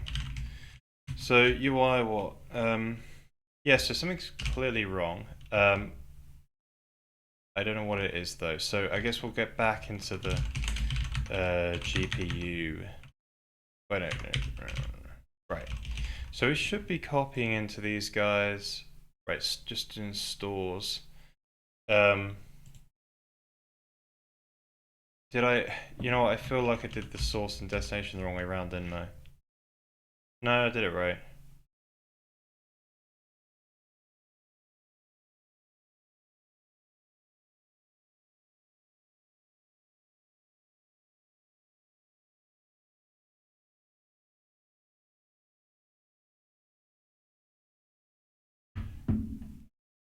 Right. Okay, that looks sensible to me. So we only got one layer. That should be the hope. So why don't we drop in a breakpoint, and we'll follow through. Hmm.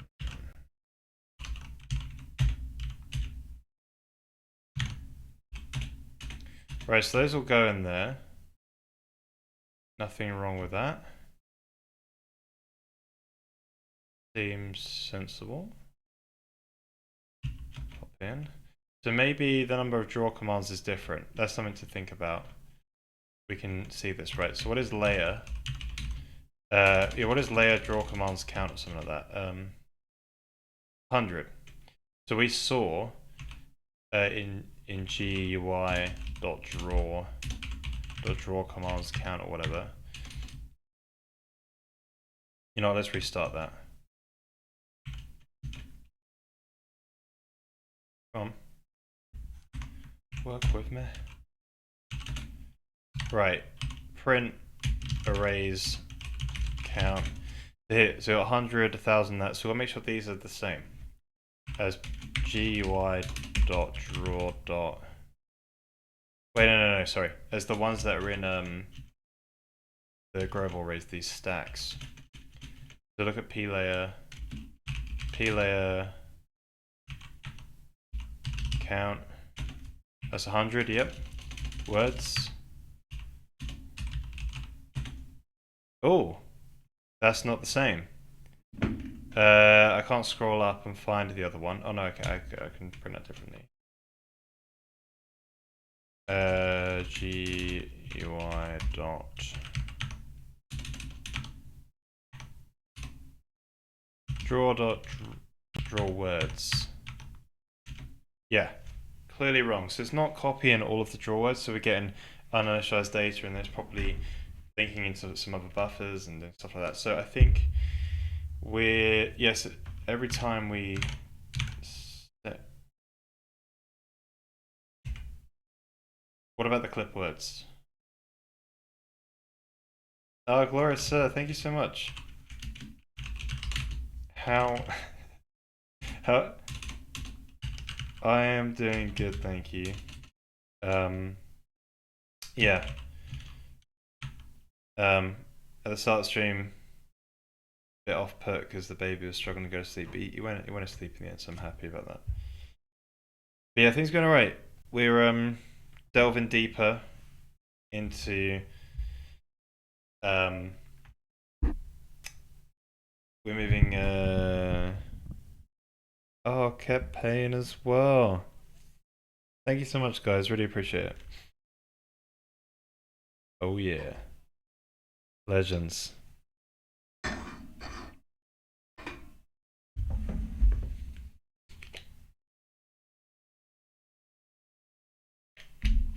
So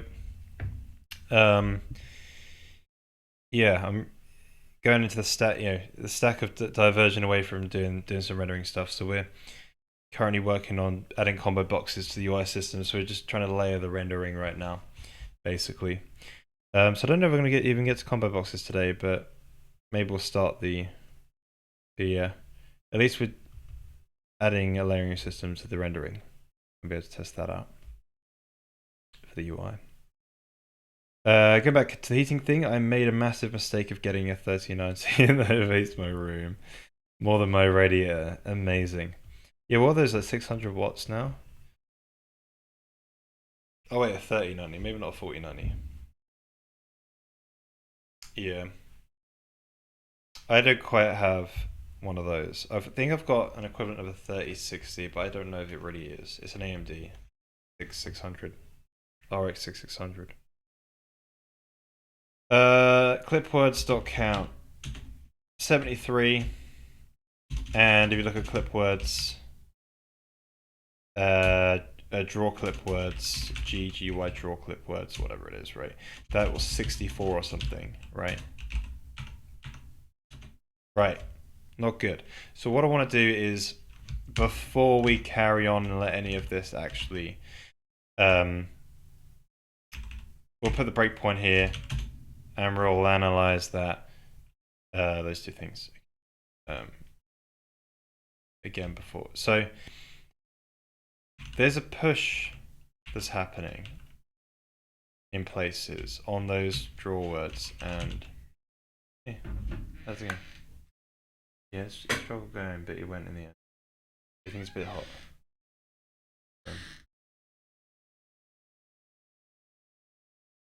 So I've got to look for every time where we access these draw words.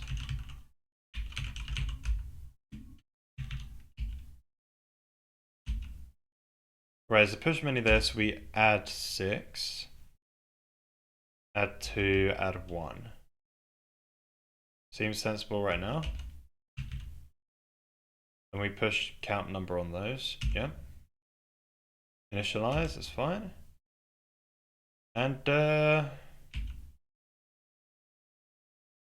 where's the missing amount then? So where's the singular ones? This adds 1 word. What is this matrix push doing? Oh, I see. There's a problemo. Alright. This needs to do it as well. I thought it was doing something else.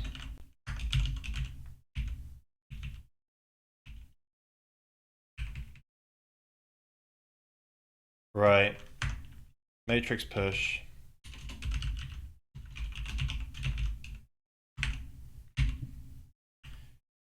How many clip words is it adding? 6.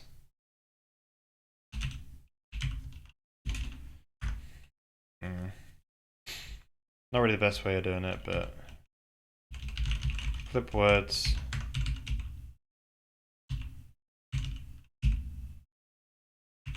Draw words.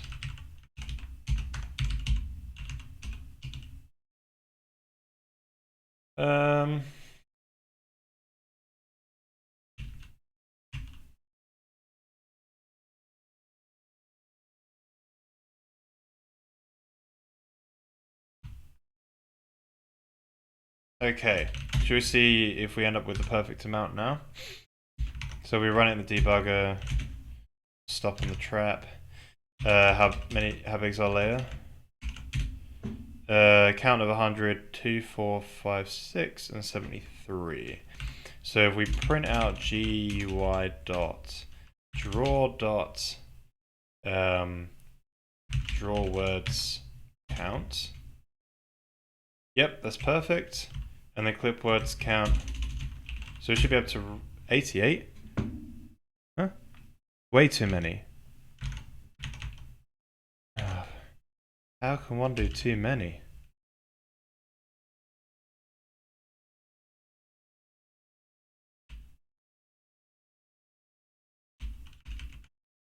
It always pushes on 6 for a matrix.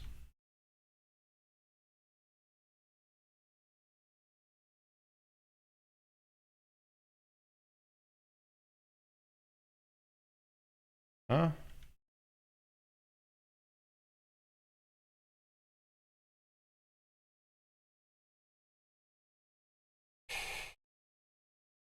How can there be 6?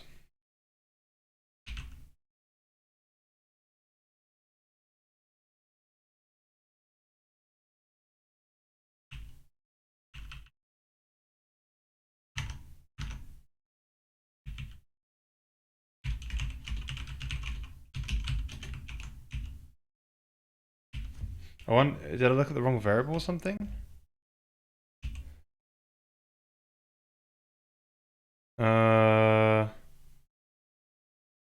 Yeah, I think they're all in the right place.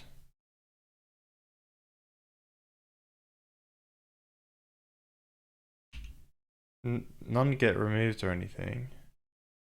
Alright, let's try this again.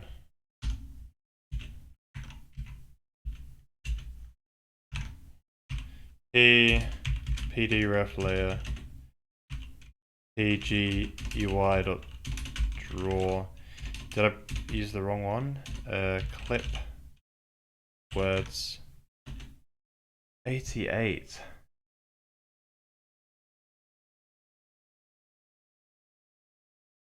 Clearly wrong.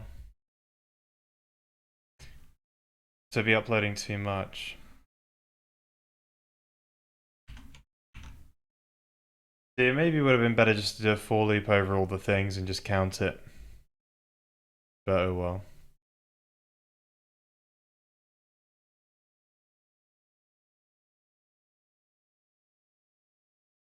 Why am I not using the watch panel? Yeah, I could do watch points, I guess. The problem. Yeah, I've not actually tried using this yet, not gonna lie.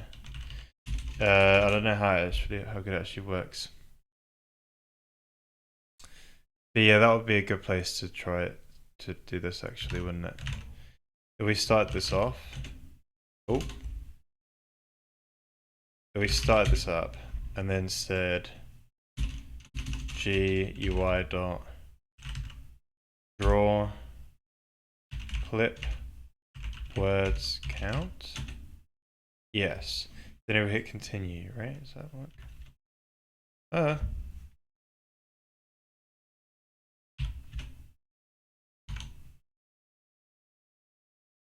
Right, that didn't break on watch. I could expect it to.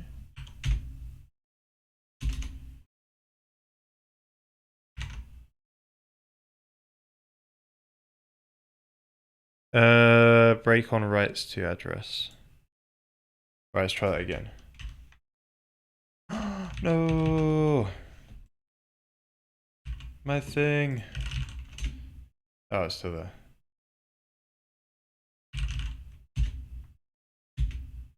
Right, I gotta redo that apparently.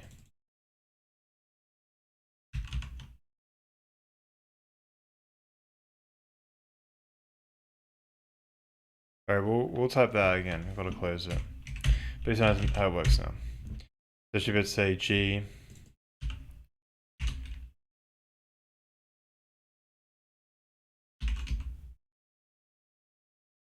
draw.clip words count. Right click.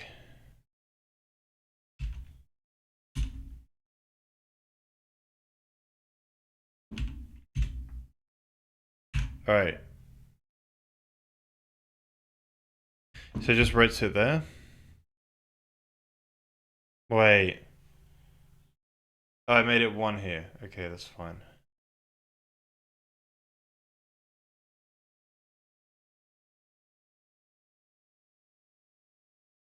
Oh, right. Each layer has a word, so it's plus 16. Yes, I think it's correct then, because this will push on a word, one for each layer. So like 80. Yeah, I think that's right. So 80, 86 take 80, yeah, 88 take 13 or whatever. I think it was. Yeah, I think take 16. Yeah, I think that should be fine. Right, let's give this a go then.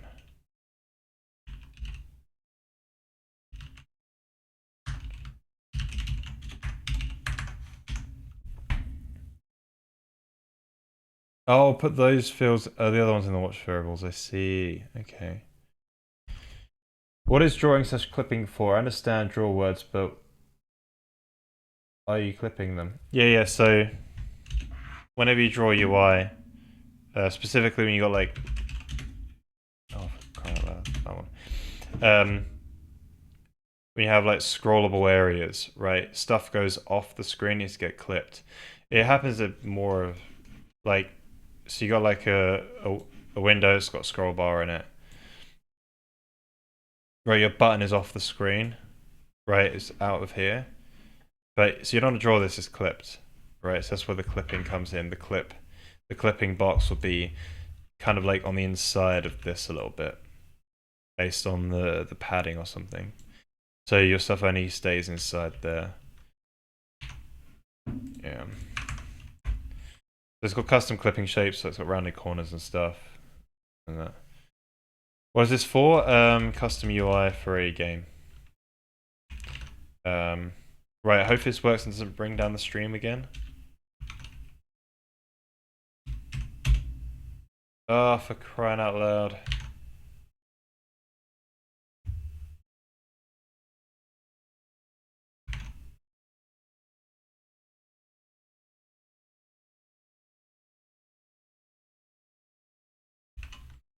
Alright.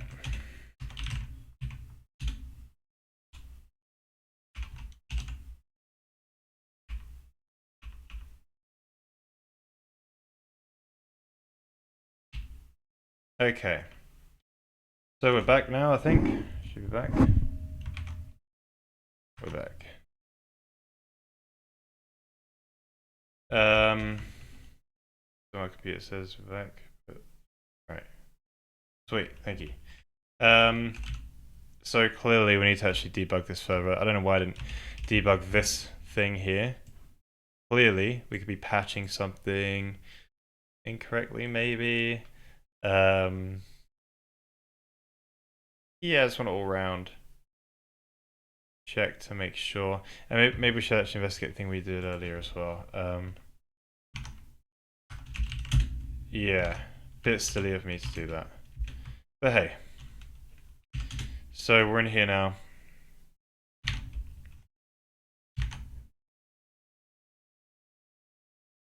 No, no, no, no, no, no, no, no, no, no.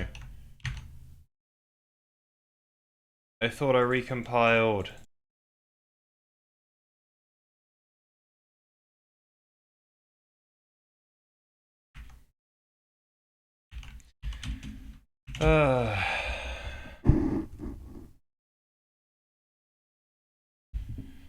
Yeah, apparently AMD can't fix their drivers on Linux. It might be fine with a newer card. I don't know. That's how typically they fix their problems is they'll be like, oh, buy our new card. But I don't know if the whole thing's buggered. It's just bloody annoying. Intel works fine. My Intel laptop, when it crashes, I get a device lost. Like it should do. The crash on AMD and it's like, no, I want to bring down your whole desktop environment. For some reason it doesn't allocate. If a compute shader continuously runs, it hogs everything. Like the compute shader never quits, which is understandable because you might have like a long running compute shader. Maybe you're doing like some offline rendering or something. and I can see that being beneficial. But they never have any point in time when they can let some other stuff just run on the side, or um, you know, Intel for some reason, if your shader runs for too long, like they have a, I think like a time for like one, I don't know what it is, but let's say it's 1 second, they'll just stop it. And I think it's longer than that. I think it's like a few seconds or something. But I don't know what, yeah. I don't know how you can get around that, to be fair. I thought I put that in there. Let's put another breakpoint in just in case. Because, I don't know, I thought I had that.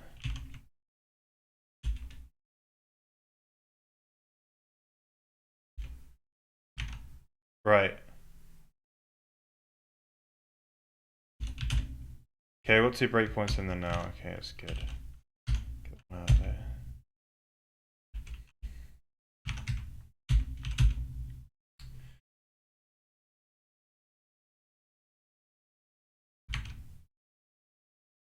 Yeah, AMD drives are great because they're open source, but they're just they integrate into the desktop, like into your package manager and that. But yeah, they don't handle GPU crashes.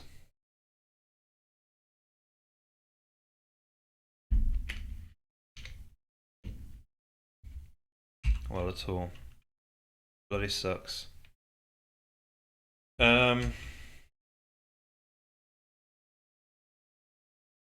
So what's this old command? It's 300 odd, and it's the same.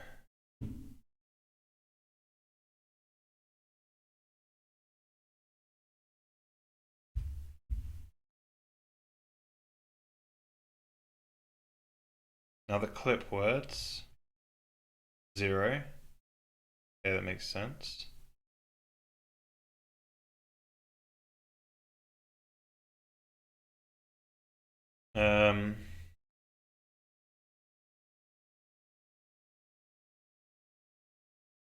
And it uploads 0 to there.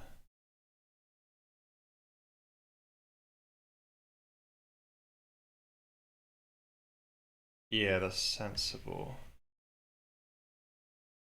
We go again to the next one.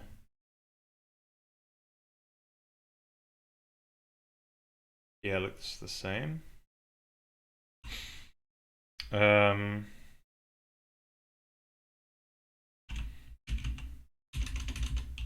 Yeah, I think this stuff is okay.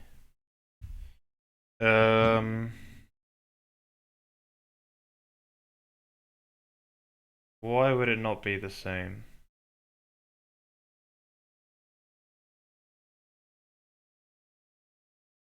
So I guess on the first layer you don't have to do this. What is the count of the layer stuff again? Right, 73. That GUI draw dot what's it called?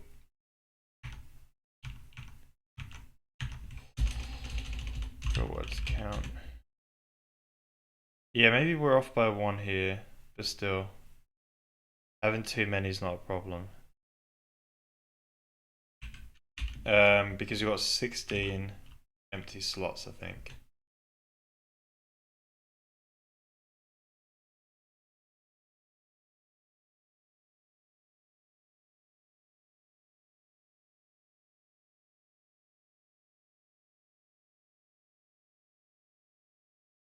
But it doesn't push all of those on there or something like that. But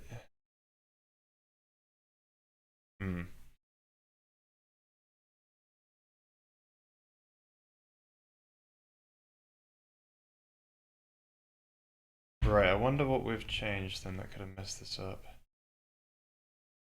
We should probably tell it just to keep going the whole way.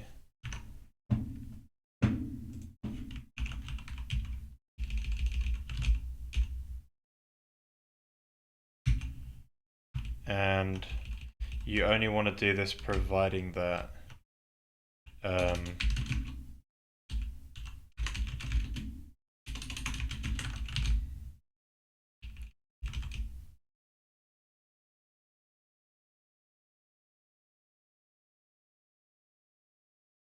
oh.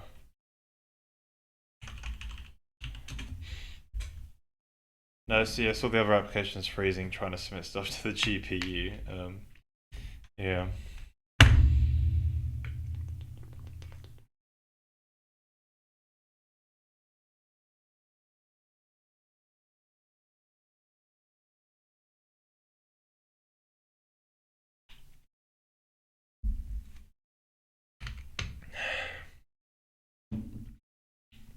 Right, so let's check this line for line. Cool. Layer.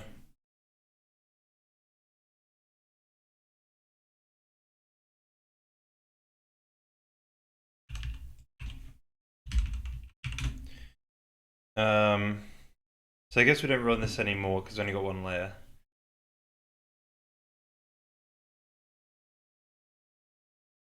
So I was hoping to get testing out another layer today. Hopefully we can still do that.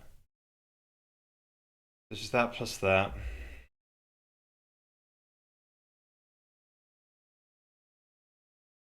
Hey, yeah, 40 meter P, no.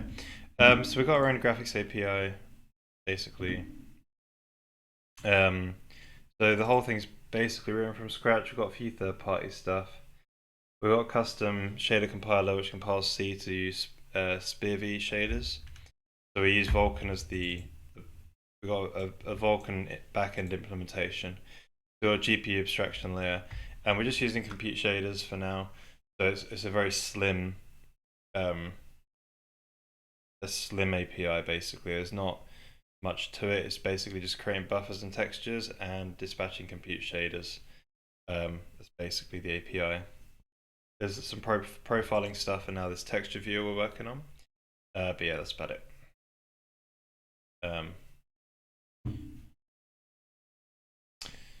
Right, then you poke it back in there.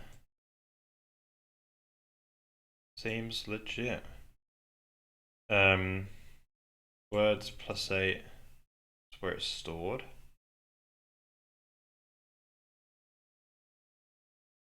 Flip command good. Plus cursor. Poke it back in.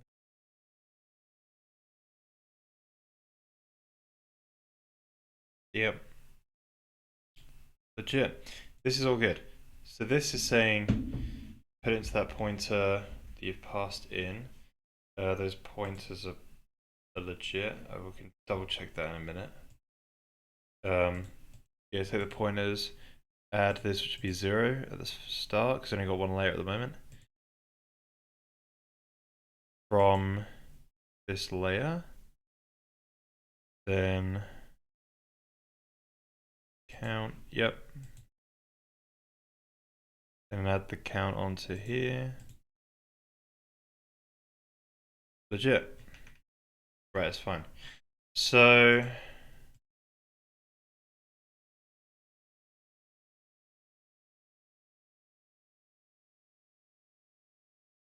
yep. Yep. Oh, we didn't set this. Oh, a few little bugs. So this was undefined, and I guess it was telling it to launch too many threads. Yeah, it would have been garbage data from the stack. Right, so I have high suspicion this will work now. So, right, here we go. Okay, I've tried something like this before, and I've found instead of creating GPU abstraction, I prefer to write multiple renderers per API. I just find some of the things impossible to abstract. Yeah, that is true. It is actually possible to abstract everything because I've done it before, but you're correct in that the trade-off is there is it's very difficult to do it, and also there are a lot of um,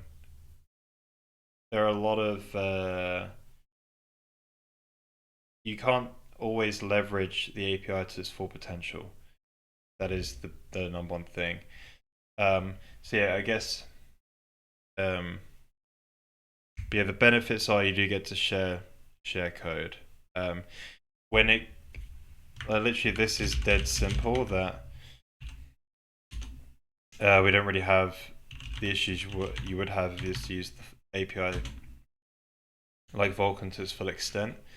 As I said, we literally just have like, hey, you create some textures and buffers, very limited. We don't support so many features. You know, we allow you to upload the buffers and textures using a staging buffer, read back. Got some special readback buffers as well. I have like a reverse command buffer one that comes back to the CPU if the GPU wants to make decisions. Not sure if I use it. And then literally like when you have one command buffer and just start and submit it and do some dispatches. So it is very minimal. There's no pipeline state or anything, or and there's synchronization code as well, which is manual, but yeah. It's very, very minimal, so we don't really. So the abstraction here makes a ton of sense. Yeah, I see what you're saying though. When you have like the graphics API these days, they're quite. They're very complex and they have their own little restrictions. Yeah, I got this idea from someone at work. He's in his own little project, compute only. He's doing a voxel ray tracer. We're doing something a bit different with spheres instead. But I thought it was really interesting and really cool because the GPU hardware is just basically compute shaders under the hood. It's got some extra little bits on the side, but the primary power is the compute units. So I've learned a lot, a lot of stuff actually, like what you can render with compute shaders and what you can't. Yeah, you basically are when you go to render using compute, you're basically limited to doing stuff in tiles, doing a manual tile renderer where you have everything sorted front to back or back to front or something like that. Or you do ray tracing. And that is basically the two ways that you can render. You can use atomics, but as soon as you use atomics, then the results get noisy because you're using atomics and it's got to synchronize those caches. But yeah, sorry, the performance, the performance gets a bit noisy because the compute units have got to synchronize those caches. Maybe there's ways around that problem. I haven't thought about it, but yeah, you can use atomics to write to textures basically. But yeah, I don't know that idea. Right, hopefully the stream doesn't crash. We've just changed. Oh, hopefully this fixes it. Here we go. I'll be right back if the stream dies. Yes! Right, we're back. Is this project going to be open source? Curious about how you do the UI, for example. Oh no, it's just pure SDFs. So what I will say to you is, it is first of all there is a VOD channel where you can check out the past streams. So I can point you to where we did this. I got them all on there. This is the way. So if you go back to like so basically as soon as we did all the input stuff, we started doing drawing with SDFs. So I spent like a good so many streams on that. But the basic idea is we have a custom API that allows us to Wait.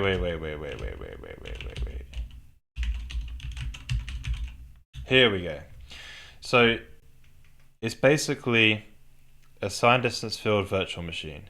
So it's not really the most optimized way of rendering, but the way I'm thinking about it is like maybe I can have an editor that allows me to draw these, put some signed distance field shapes down, and make some interesting vector graphics specifically for this game inside the game. It wouldn't be too hard to do, but it's not the most optimized way of rendering UI. Like on my Intel laptop, it really doesn't like it, but it's so I won't be able to. So maybe I have to have a more optimized thing that has less craziness. But basically, you can transform shapes, put shapes down, multiple shapes down. You can do operations like a union, right? So I've skewed this circle here, then I've done another circle, then I've unioned them together, and then I've said put a border around those two circles that are union together. So it doesn't do it around one, it does it around both. But if they overlap, it goes around the outside of them, and then it finishes it. So you can create all these sort of like funky shapes and stuff. So it's pretty cool, and translations and that. So it's pretty fun. I wouldn't call it the. It's definitely like unique, and that's what I wanted to get from it. Oh yeah, Mickey Mouse clipping. Who doesn't want to have me? So we also have those signed distance field shapes as clipping as well. So you can clip anything to outside. And notice how around the ears there's like a border, and that's because there's an alpha channel, and you can clip. You can do like a half clip, and it ends up being sort of transparent as well, but like an alpha to the clipping. So it's pretty cool and unique. Oh, and AA, yes, anti-aliasing. That's right.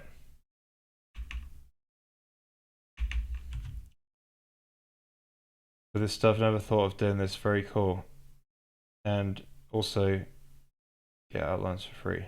Yeah, exactly. So basically, what I would say is, if you want to do a more performant version, it doesn't have to be the signed distance field virtual machine, where it's a bunch of like operations that then finish. Instead, you could just have one operation per draw command. I call them draw commands. This is one draw command, this is another draw command. But it's not a draw command in the classical sense. So per one of these draws, it could just be one shape, and then it's just one switch statement. In my code, there's multiple. There's the same switch statement gets called for every single operation you have in a draw command. So it really is taxing there, I reckon. But yeah, it's good. I like it. I like the flexibility. But anyway, also the source code is available.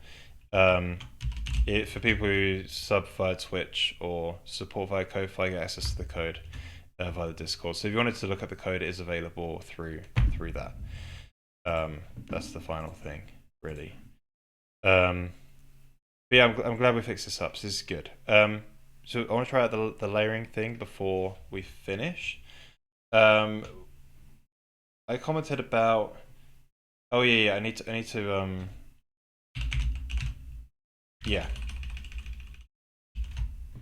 Right. So if you guys are watching closely, there was a bug, and it was causing my GPU to crash. So basically, this was calling arrays count, and this one is actually going to say arrays copy. So it actually does the copy. So it wasn't copying into GPU memory.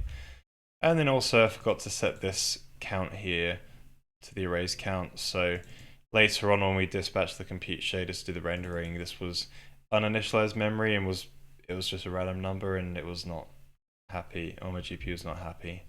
So let's go and test out the layering code now that we've got the game back up and running.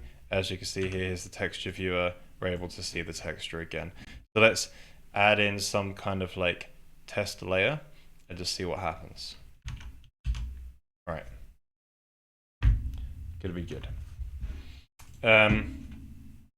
So I've got the increment and decrement layer stuff. So let's give that a go and see what happens. So in the GPU, in the GPU section, we have the box. Yeah.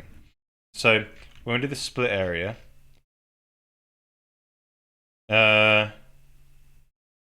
right. See this drawing code here? This draws the texture that we zoom in. So why don't we instead push on another layer? So you draw the back first, then the foreground, right? So this is how it's going to test it. We're going to have UI layer ink. Right, this is not actually accessible. It's kind of internal, which is fine. So we're going to define it.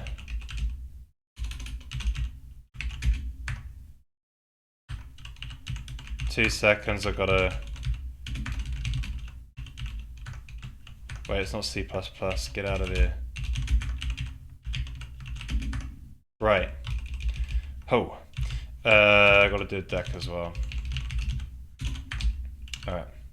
So, this is testing out the UI layer stuff.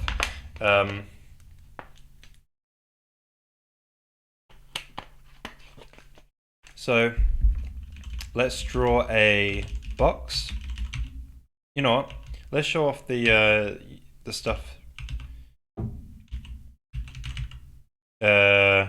Design distance field virtual machine, the power of it.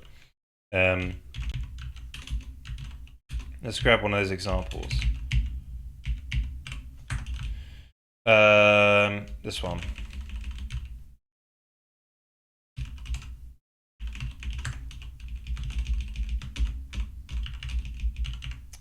BG color, color red, color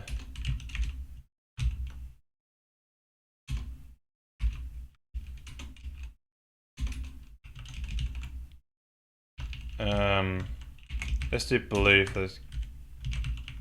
Border thickness 8 pixels. Center of the screen. Right, hopefully this doesn't destroy the GPU again.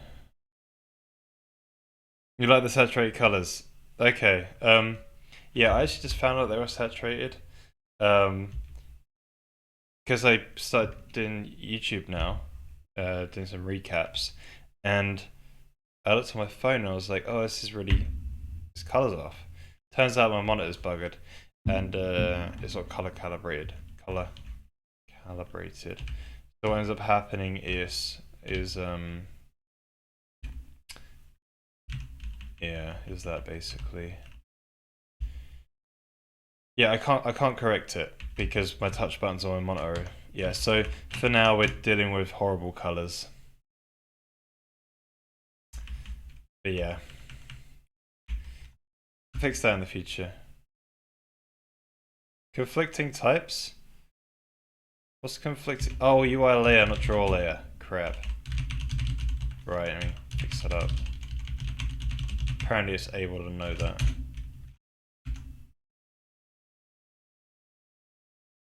Get out of here. The forward decal.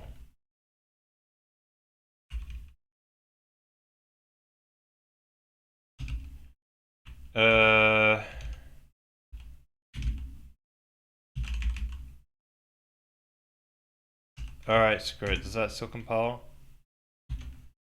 No.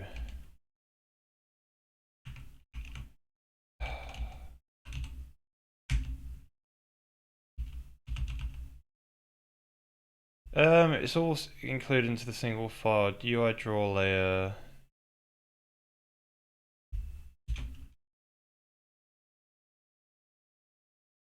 Why doesn't it want to work? Conflicting types. But you don't work. You're not C++. It's just a...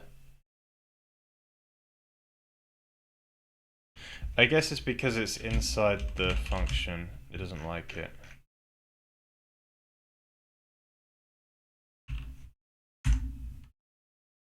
Right, that'll work. Alright. Hopefully it doesn't crash, but this should prove the thing, right? Here we go.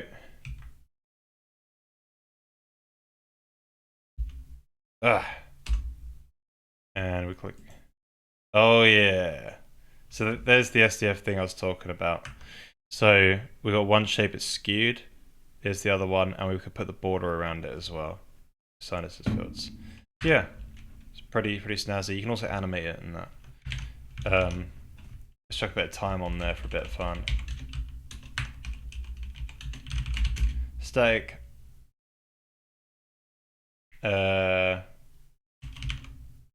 Time. Call it Tim. Good old Tim.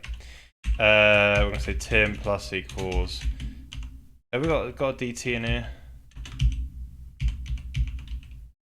We got delta time in here. I remember seeing it. GUI dot. But yeah, I think the layering works. It's good. Although I can't figure out how we pass in the delta time. You know, wait. Who needs delta time?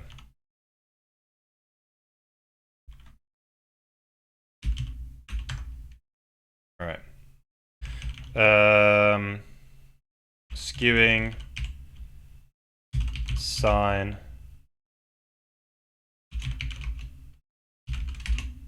Oh, take that. So, let's watch that now.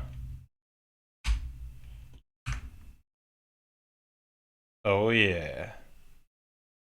Isn't she lovely? So, this shows off the layering, basically. I could say, if time Tim is less than yeah,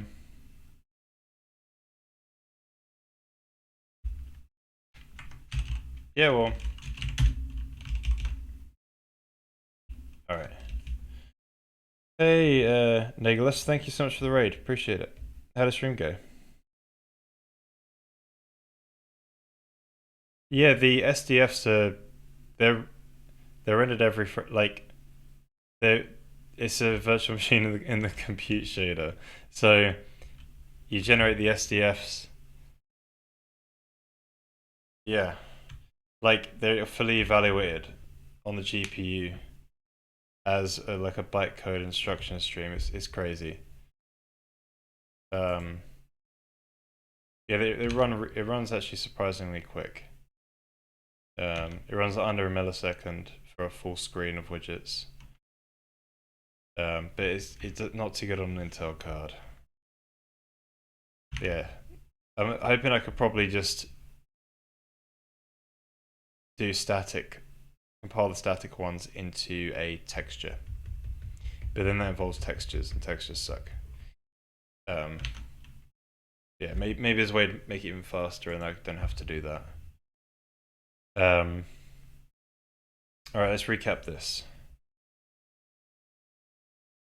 Okay, so before we do any of the popover stuff or combo box stuff, we've got to test out the layering stuff. So you remember that from the last devlog, what we've got is this is where we did the texture viewer copy texture and we display it. So since the drawing has to be done back to front, right, this is a good test. We're doing the drawing before this one, but here we're incrementing the layer and then decrementing the layer back. So we're going to increment the layer and we're going to say do this custom drawing with these two circles that union together, and then decrement it back and then draw the background, right? So this layer should be on top because we've got this increment and decrement. And now when we run it, we hit F9, see a texture, and here's the layer on top. So as you see, the layering is working. And if we disable it, we should be able to see it behind. So let's get rid of the layer increment and decrement. And let's, it's F9, the texture. So you can't see it on top, but if you look behind, and it's there. So there's the layering working, which is pretty sweet. Cool, so I'm glad we tested that out. Something I do want to test out as well, actually, is I want to put in this assert frame end, right? We have to ensure, right, that GUI dot draw dot layer index is equal to 0.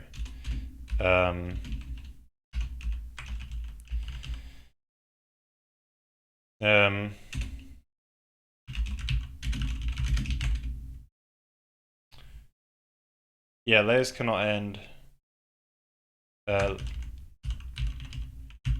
You must end on layer 0. This means a popover, I guess the panel or popover has not ended yet.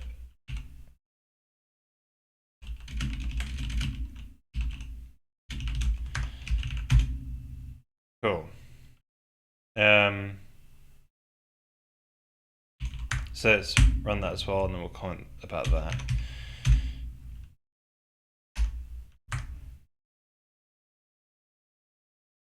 Oh my days.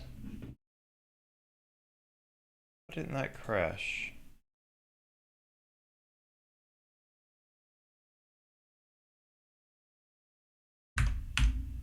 We didn't decrement it.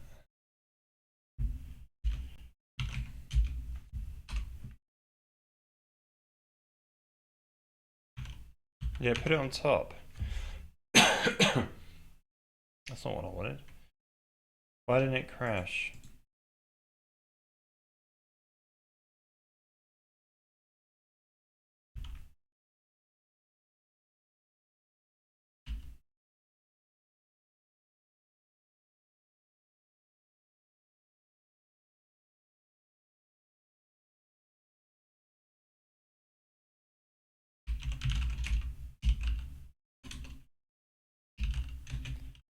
Oh no, I called the...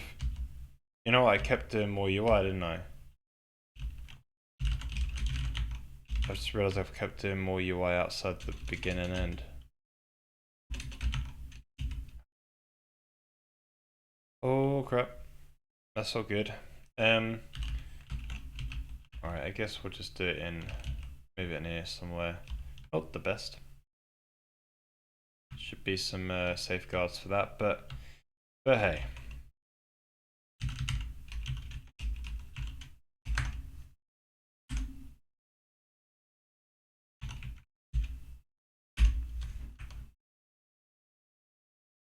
Yes. Right, that's good. Right, so I'll comment about that as well.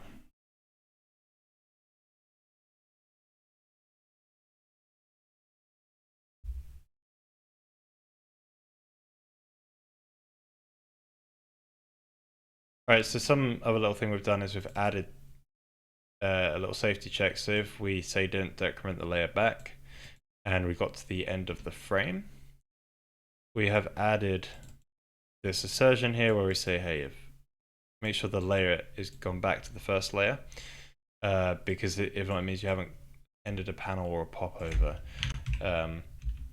So when we encounter that issue, it now crashes, and the assert is here.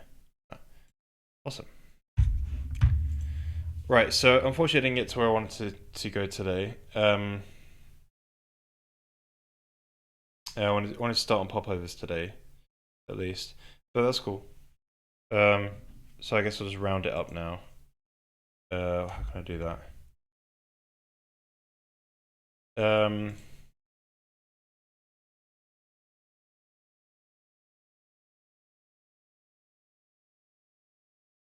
Yeah, I guess I can just round it up with a. I can round it up with one of these.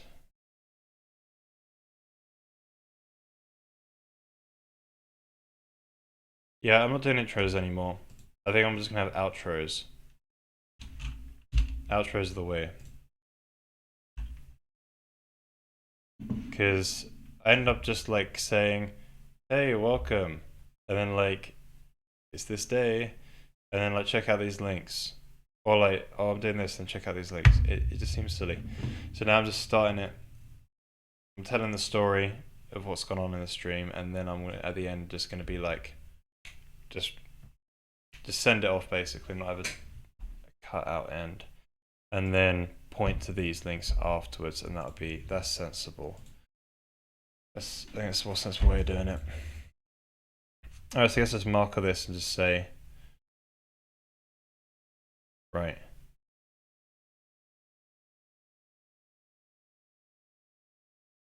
Alright.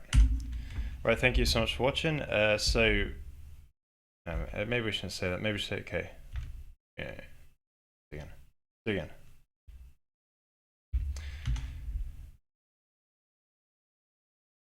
Right, so we managed to get the ability to change the layers and also the renderer to support different layers for the draw commands. So that's really nice. So we didn't quite get to start on panels or combo boxes today, but we'll be doing that in the next stream. So if you're interested in catching the stream and seeing more of the nitty gritties, it's day 111, and you'll be able to catch that on the VOD channel or in the Twitch backlog for the next 2 weeks. But yeah, if you're interested in catching the streams, they're live Tuesday, Thursday, Sunday. And also, if you're interested in getting access to the source code, if you support via Twitch or Ko-Fi, you get access to that there. There's also Discord if you come and hang out in the meantime. Yeah, thank you guys. I'll see you in the next one. Right, and that can all be cut up and boom. There we go. Easy peasy. Easy peasy. Yeah, thank you for me. Appreciate it. Yeah, Discord, that's the link. It's the same one as well. Look at that. But yeah, let's find someone to raid, guys. Let's be on Sunday. Oh, wait, what's even the day? It's Thursday today, isn't it? Yeah, Sunday. So Sunday we'll do panels, popovers, combo box. Combo boxes are so complicated. They require so much of this, but they're going to be worth it. It's going to feel good when we use the UI at least. It'll look ugly, but it'll feel good. That's the motto. Look ugly, feel good. Yeah. But yeah, let's find someone. Oh, I see C. Let's raid C. Rizima's in there. I see Rizima. Yeah, thank you so much for coming, guys. Thank you, Gross, sir. You have a good evening, sir. Green Blade, Sleeping Mushroom. When we do have a good evening, people. Yeah. Have a great weekend too. Start the weekend. I'll see you all on Sunday or some future stream. And yeah, share all the devlogs and that. There's a YouTube channel. Share the devlogs with your friends and family, especially grandma. Right. Catch you later, guys.